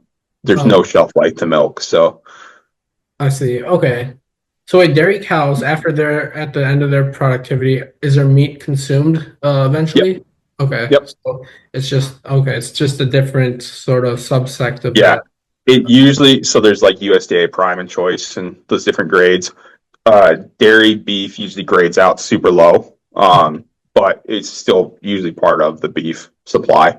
Okay. And I guess the last question I wanted to ask was, you said there's a conservation side and an education side where there's like speakers. Would you be open to having me as a speaker there? Because I'm just practicing right now. I give public presentations right now in the Detroit metro area. But if I prepared like something for like regenerative farming related, is there any options for me at RSA? Yeah, let me think through how we do a webinar series every spring. Honestly, I'll put you in touch with Haley for any of this, but Oh yeah, we do like we do like a webinar series every spring. Honestly, if you come out here, we'll try to do something and get some people around. Yeah. Uh, I'm just trying to talk about these topics in a different format because when I make a video, it's kind of like it's a solo job. I'm not yeah, no human interaction really until I publish. it's kind of isolating. So I'm trying to do some lectures as well. And Sure. the first one I did went way better than expected because I found that if I'm talking about stuff I'm passionate about, it's like I'm not as nervous Good. in front of the group. So I enjoy doing that, and I'm sharing these infographics. Some of them were from Sacred Cow. It's actually really cool to talk about these science concepts with a group of people. Yeah. I want to continue doing that. I saw there's like a symposium at Yeah. yeah. Is that at Matador or is that Yep. some Yep. okay? Yeah. I'll email you that date. Okay, I Um, think that's amazing. Like a symposium. I had a Honestly, like if you were yeah. going to come here, that would be the timing to come here is to see that. We have some of the Okay. most unique wildlife research going on in our area, basically all the time. And they Yeah. try to gather it all and have it presented there at that event. Wow. Um, It's just a building full of scientists, basically. yeah. Okay. Yep. So, and it's so funny. They'll try to invite like neighboring ranches and other people in conservation. So there'll be like a set of locals. And Yeah. then there'll be like a bunch of like master's students that everybody thinks they saw at the grocery store one time that nobody knows by their name. Cause like there's like 1,000 people here. You know every single person that's out of place. Yeah. They're like, oh, that's what that pickup was doing. They're studying swift foxes. Who knew? Yeah, I see. Okay. You said that's coming up in the spring? Yeah, it's always in June. And I know we have a date for it, so I'll go find that and email it to you. So that's like a what is it, like a 2 day event or something like that? One day. Yep, Yeah, usually one day. okay, so that would be a great time to come and attend that, and then also maybe record some stuff with farmers, maybe Yeah, yourself or anybody interested. Okay. All right, yeah, I think I could make that work because, like I said, my year is pretty open. Just that making videos, and I'll do trips like this. Like this is highly fascinating to me, very tied with what I'm doing career-wise, and it would be a great opportunity. So, yeah. awesome. Yeah. Let's email some of these ideas around and get some plans figured out. Yeah, I had to search up what a symposium was, the definition, Yeah, but it sounds incredible after I learned what it was. Like I didn't know that those existed. So, because I just watch podcasts and I watch lectures that have been recorded, I don't really attend to many of them. So I would yeah. love to attend that. This Uh, this is this is the most middle of nowhere version of it possible.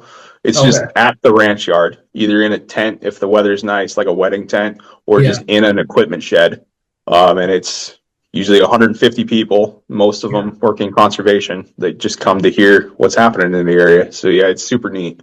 Awesome. And you said there's like not there's not as many people, so like your next neighbor would be very far from you, over vast space. So are you looking for like younger work farmers working to like be stewards of the land, like to Oh, come? for sure. Okay. Yeah. I think that's really every industry in all of rural America is looking at how do they integrate the next generation of younger people. So yeah, I'm certainly one of those younger people. I just wanted to let you know, like I'm trying to run a rotational livestock operation, so I'm just trying to find out what's the best ecosystem that I love the most. I certainly freaking love Montana. yeah, It would be for me between like Eastern Oregon, Montana, Minnesota. Those are my favorite ecosystems, in terms sure. of what I saw when I traveled across the country. Just the fact that you guys have, grizzlies and wolves in that ecosystem at the higher levels is fascinating to me. So, yeah, I would love to visit. And I would also, I'm going to look into the links you gave me, the Cuvara Coalition and the Montana DNRC for positions. Yeah, Before that, I would like to just kind of do something less time sensitive, more like, sure. just where I come and I record content. Yeah, just to see how it goes. Meet some people like in person, Yeah, but meet some yeah, farmers. that'd be great. If there was one farmer or a rancher, as an example, that RSA has really changed their situation, like really improved their situation, is there any single example you could kind of talk about, like they're of a single ranch? So there's one to talk about. I don't know if we improved their situation or if they improved our situation, Okay. but both. So Leo Barthelmess is one. He'd been the president of RSA the last few years. He's been on the board for, I think we figured out 18 years now. Okay. Uh, we make him go to everything. If anybody ever wants us to speak somewhere and they want a rancher to speak, we're like, hey, Leo, guess what? You're up. Yeah. And he takes a deep breath and he goes up and he crushes it and delivers. And then he gets off stage and he looks at us and he goes, I hate speaking. I hate speaking. I hate speaking in front of people. I need you guys to know I'm doing this for the organization. That's hilarious. Thanks, but, Leo. but he's really good at it. He's really good at it. He hates it. But he does some super neat management things. He's actually he's in a pilot to try out virtual fencing technology. So basically they put a GPS collar on cows and try to set paddocks and grazing rotations virtually without hard fences. So he's 5 years into trying that. So he's super progressive, super into trying things. He's been on the RSA board forever, and like really like the organization was a volunteer rancher group that just toured each other's ranches for 15 years. And then it morphed into this nonprofit that managed programs and manages these contracts. So Leo had a huge part in being open to letting it go that way. So he's been super beneficial. He's a great another one of a rancher. Yeah. Implemented the conservation strategies of RSA basically. Yeah. Okay. And then another one, Dale Veseth would have been like the pioneer rancher that would have worked with Nature Conservancy to get the grass mink going on the Matador. So he's got a super neat story. Okay. Yeah, I'll look into him because I want to know more about the Matador Ranch. Yeah. Is the Matador Ranch open to visitation? Like if visitors want to see it? Okay. Yeah, I think they like if you call ahead and let Kat or Evan that work out there know. But yeah. Yeah. Okay. So it's not like there's not like routine tourism. It's like kind of like you gotta call. Okay. Okay. No, there might be 10 people that drive by it in a month. So yeah. No, I would love to contact them once I do some more research on them. Yeah. Haley actually has a podcast on the Ranchers Stewardship page that deep dove into it. That's pretty good with Leo and Dale. They both graze out there. Okay, I finished the first episode that I ever posted for the RSA podcast. I really enjoyed that one. They talked a little bit about it, in the first episode. Yeah, I think they were going to do another one soon where they deep dive on it. Okay. I'll be watching. Yeah, Dale's neat. Dale, that was my example of a ranch that has 400 plus miles of fence. I think it's actually more than 500. Wow. He is. I hope Haley can get it. He's super hard to interview, so I hope Haley can get you in touch with him in a way that works. But okay. He's super into beef genetics. He raises like super efficient feedlot gaining bulls and has for like 30 years. And he's super into like beef genetic management. And he has like all these different little herds that he manages that have different genetic outcomes that he's aiming for. He's the smartest person I know. He's trying to maximize the genetics for just being grain finished properly. Yep, for just standard commercial production. Okay. So like his whole genetic management strategy is hybrid vigor. So they always end up coming out red, but he'll basically cross every different subset of genetics he can get a hold of, trying to create enough hybrid vigor in animals that like they never peak. So like a lot of genetic lines will peak to where like calves just stop. Like every generation of calves should gain weight like faster or better. And that's what Dale's trying to do, is keep it to where those genetics are still going up to where every generation of calves is still gaining a little better than the last. And so he does that by adding in new genetics from other lines and other breeds into his bulls so that it's going across the herd faster. Okay. So he's super fun. I made the mistake. I was in college and I was up here and I made the mistake of saying I was in a beef genetics class, and he unloaded at me with just like 4 questions that I didn't know the answer to, and it took 5 hours. Yeah. Wow. Yeah.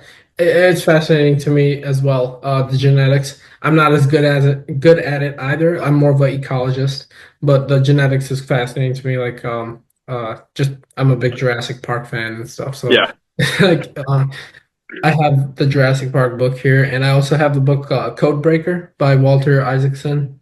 Nice.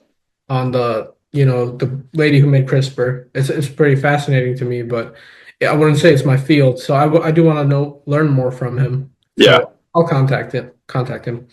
And then what advice would you give to someone like me looking to, I have this dream of starting my own type of situation with rotational grazing, and my plan right now is to just grow my audience on YouTube and kind of not be tied to a location for the next like decade if possible, and just gain experience through seasonal Yeah. jobs before I find like this is the ecosystem I want.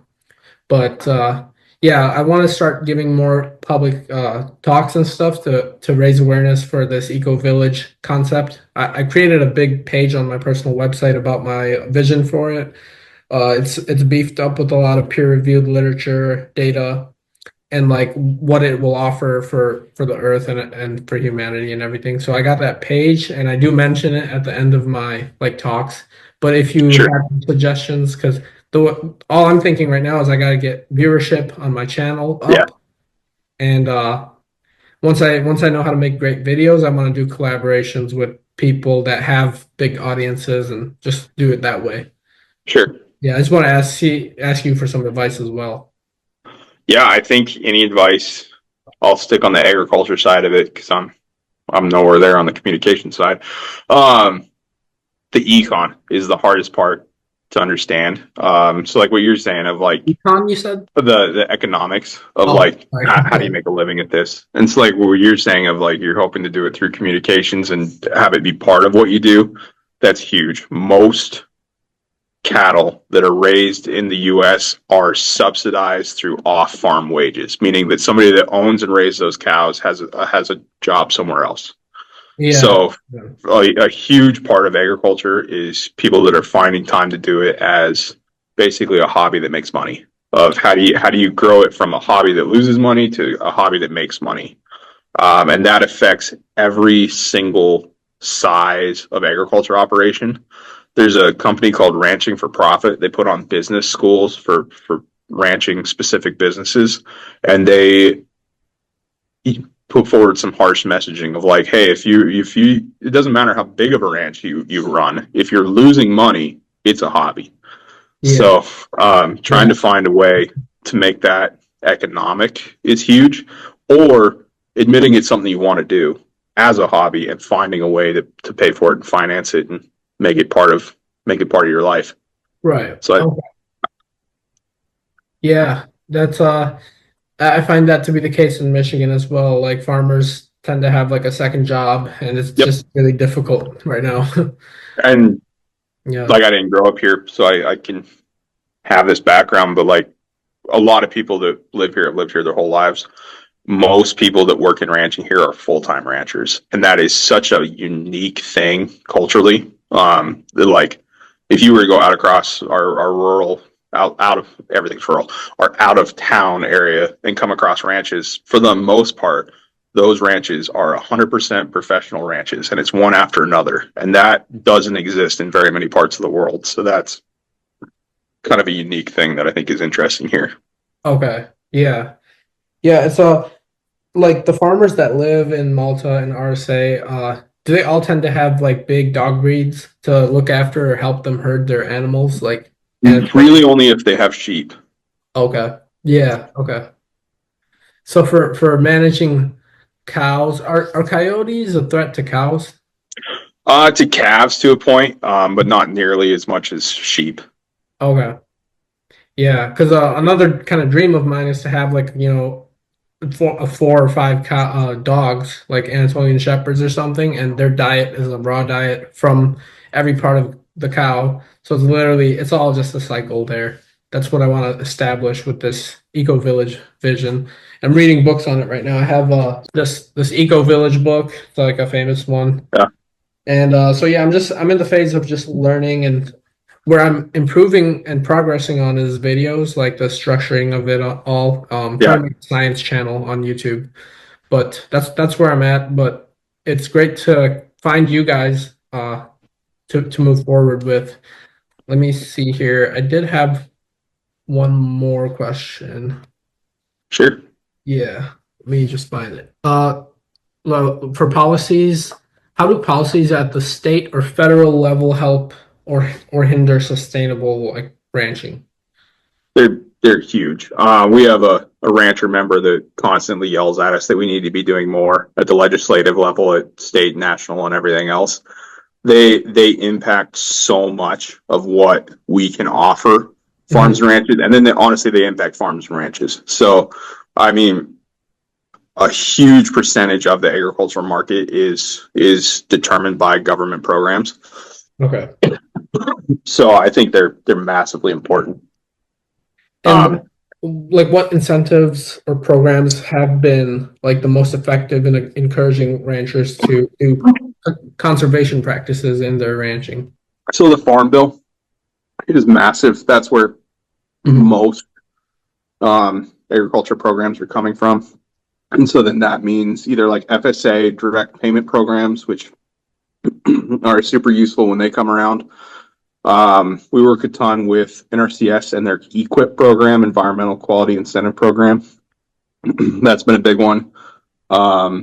They've made changes to the CRP program through time where they've added different options that are more grazing friendly or more production friendly or more wildlife friendly that have been helpful. We work a ton with the Fish and Wildlife Service. We actually suffer from policy problems in that relationship because their private land partner program is still part of the U.S. Fish and Wildlife Service. They get seen as like wildlife refuges and that's it. Okay. So like if their budget gets cut for that, it cuts the private land budget as well. So that hurts. Crop insurance can drastically affect programs we have. Like I've said the whole time, we might be working on land that isn't productive.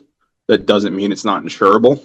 So we'll have a lot of people keep it in crop just because it's insurable and it makes more money off of the insurance than it would otherwise. So yeah, there's every single thing that has an economic outcome in agriculture probably ties back to having a policy around it, either at state or federal level. So it is all intermixed. Okay, gotcha.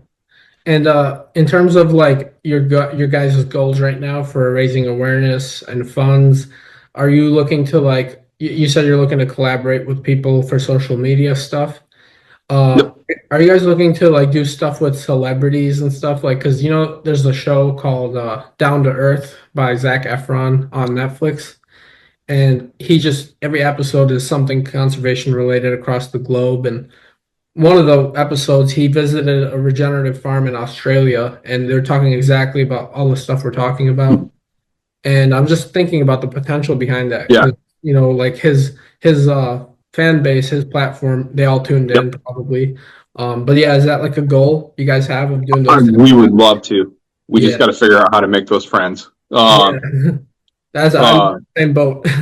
Yeah, because absolutely. Yeah, that's a huge dream. I don't know if I put it into enough context. We are shockingly rural. Like every time anybody comes here, they're like, this might as well be a third world country. And we're like, yeah, we would love some running water and Wi-Fi. Like that'd be great. Yeah. Like we're 4 hours from a major town in Montana. Me and my wife are expecting our second child. We're driving an hour one way to a hospital just for checkups. Yeah, so we are shockingly rural. So we struggle on a physical market hugely. So that's why we're turning towards social media and communications and those kind of outreaches. We're very lucky in that we have funders connected at the larger Montana town level, the regional headquarters level of government agencies, all the way to the DC level. So like that gets us kind of a unique audience. So that's helpful. Okay. But yeah, we spent the last probably 2 years trying to just build a somewhat functional and stable organization. We kind of finally got there, as long as all of our government agreements still exist. So that's been a huge step. And now what we're trying to do is basically fill out the rest of the organization to where the organization is stable enough, so that just keeping the organization running doesn't take half the time, so that then we can offer more output. And really the goal we're trying to do with that now is trying to raise the private side of our organization. Right now, we're all grants, all government program related. If we can work with the private sector in any way, that's something we're definitely looking into. So we're looking at like some corporate partnerships. Like we work with World Wildlife Fund a ton that has some corporate relationships with like McDonald's and Burger King and different like very, very user end beef markets. Oh, wow. And trying to work with them of how we can value add in that scenario. And then also, oh, sorry, go ahead. And then also just trying to work with just private philanthropy of how do we make a case for this as being a social benefit at scale of if we're prioritizing on a community that's focused on large scale landscape scale conservation that does have an impact at large scale. Okay, and then that would be from anybody really who has the money and the desire. Yep. Okay. What is your guys' relationship to McDonald's? Do you guys supply beef to McDonald's? I guarantee every ranch we work with has some of their beef end up at McDonald's. But Oh. as far as like a formal relationship, we don't have anything straight line. Gotcha. Because it's like McDonald's such a mega corporation, and I read an article about like JBS, the company, because a lot of their meat comes from South America, is what I read. Yep.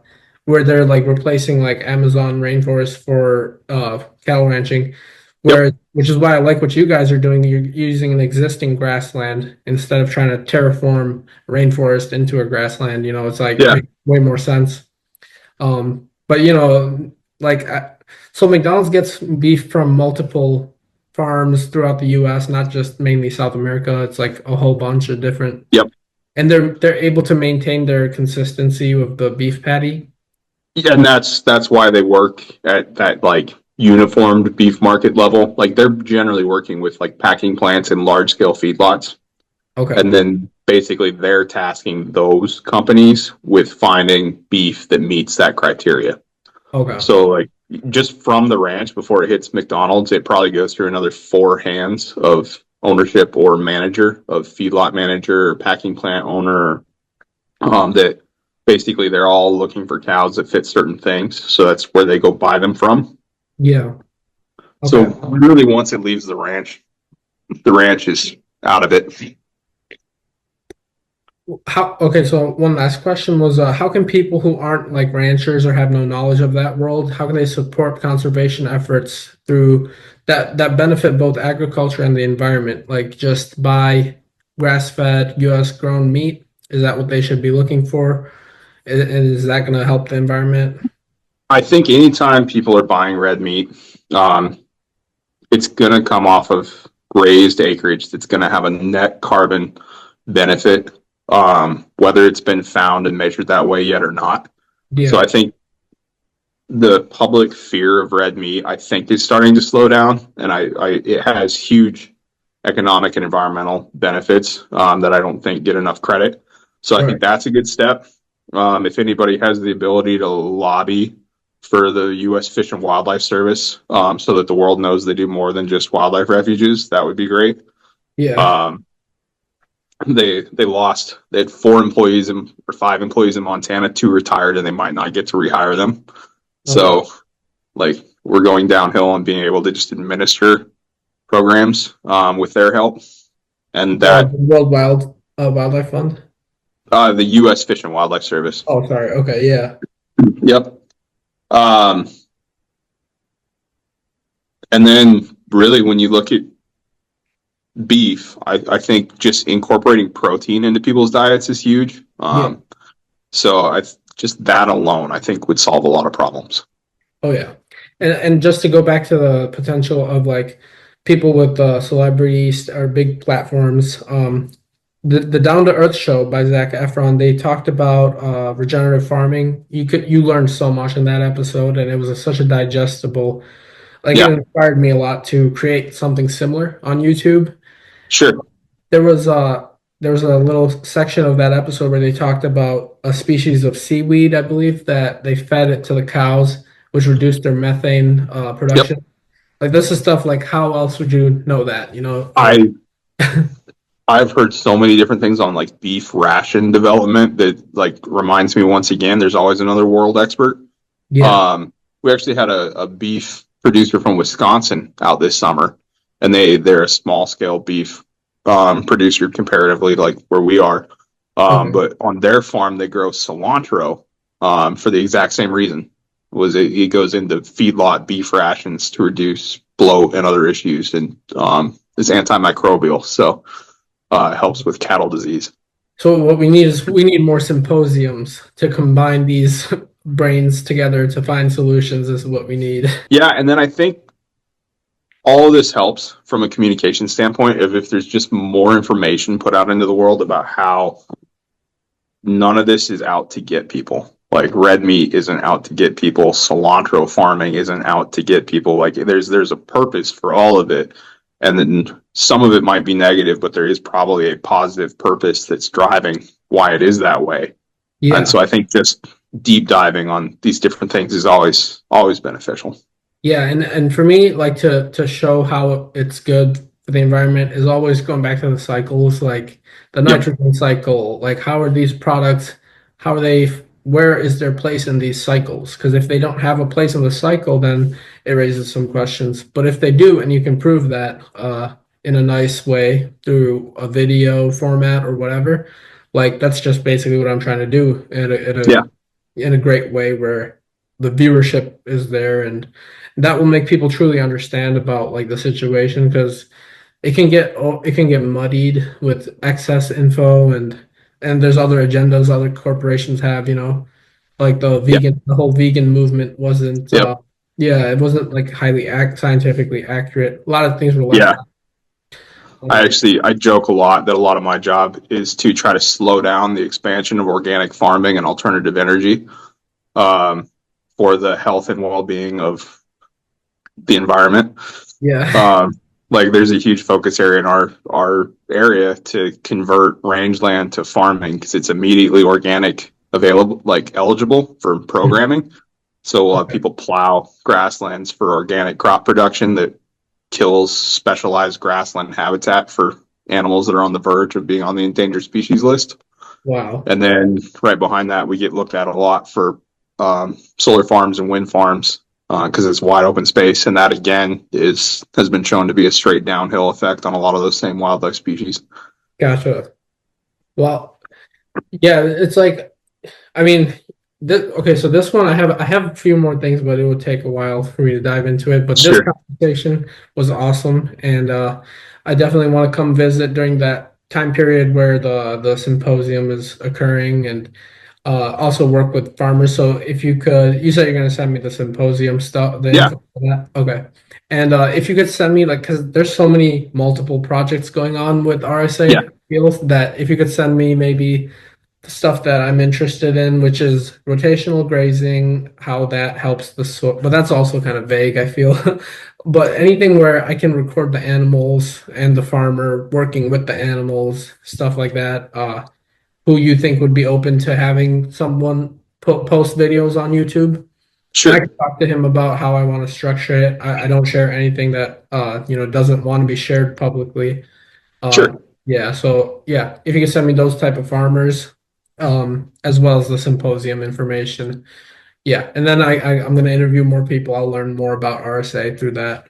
But I'm excited to visit Montana again. It will be like my fourth time. I love that part of the U.S. Awesome. Yeah.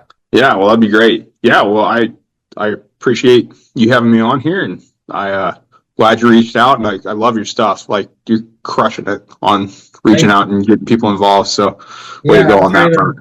I appreciate you accepting it. And like, I didn't know about this organization until I was researching the Bezos Earth Fund. So it's really cool to know about it. I only knew about the American Prairie Reserve just from researching on Google. But this is more like, this is grassroots stuff, Yeah, so, and it's such a bigger impact. That's something that doesn't make it out enough of, like, the nature preserve model. Basically, you have to buy every single acre at $1,000+ an acre. The way we're able to do this on a conservation standpoint, we're able to work and conserve an acre for like $10 an acre. So it's just so much more powerful. We're able to create so much more impact. So I'm really proud to be a part of this type of conservation, and I'm glad it's working. Oh yeah, I'm glad it's working too. I love to see it. I love to see conservation from like a real grassroots level. So yeah, and thank you, Martin. And it'll be great to do like another one, because we kind of grazed the surface of a lot of topics, but there's just so much I can talk to you about. So maybe we can in the future do another podcast. Yeah, anytime. Yeah, awesome. Thank you. I'll edit this one out and like maybe cut out stuff, but most likely just kind of polish it and post it to my channel as a podcast. So yeah, I'm gonna get to work on that and await the emails. So yeah. Perfect. Deal. Well, yeah, reach out anytime with anything. Yo, Thanks, Sadok. all right. Thank you. And yes, try to stay warm out there. Yeah. Deal. All right. Thanks. See ya. Bye. See ya.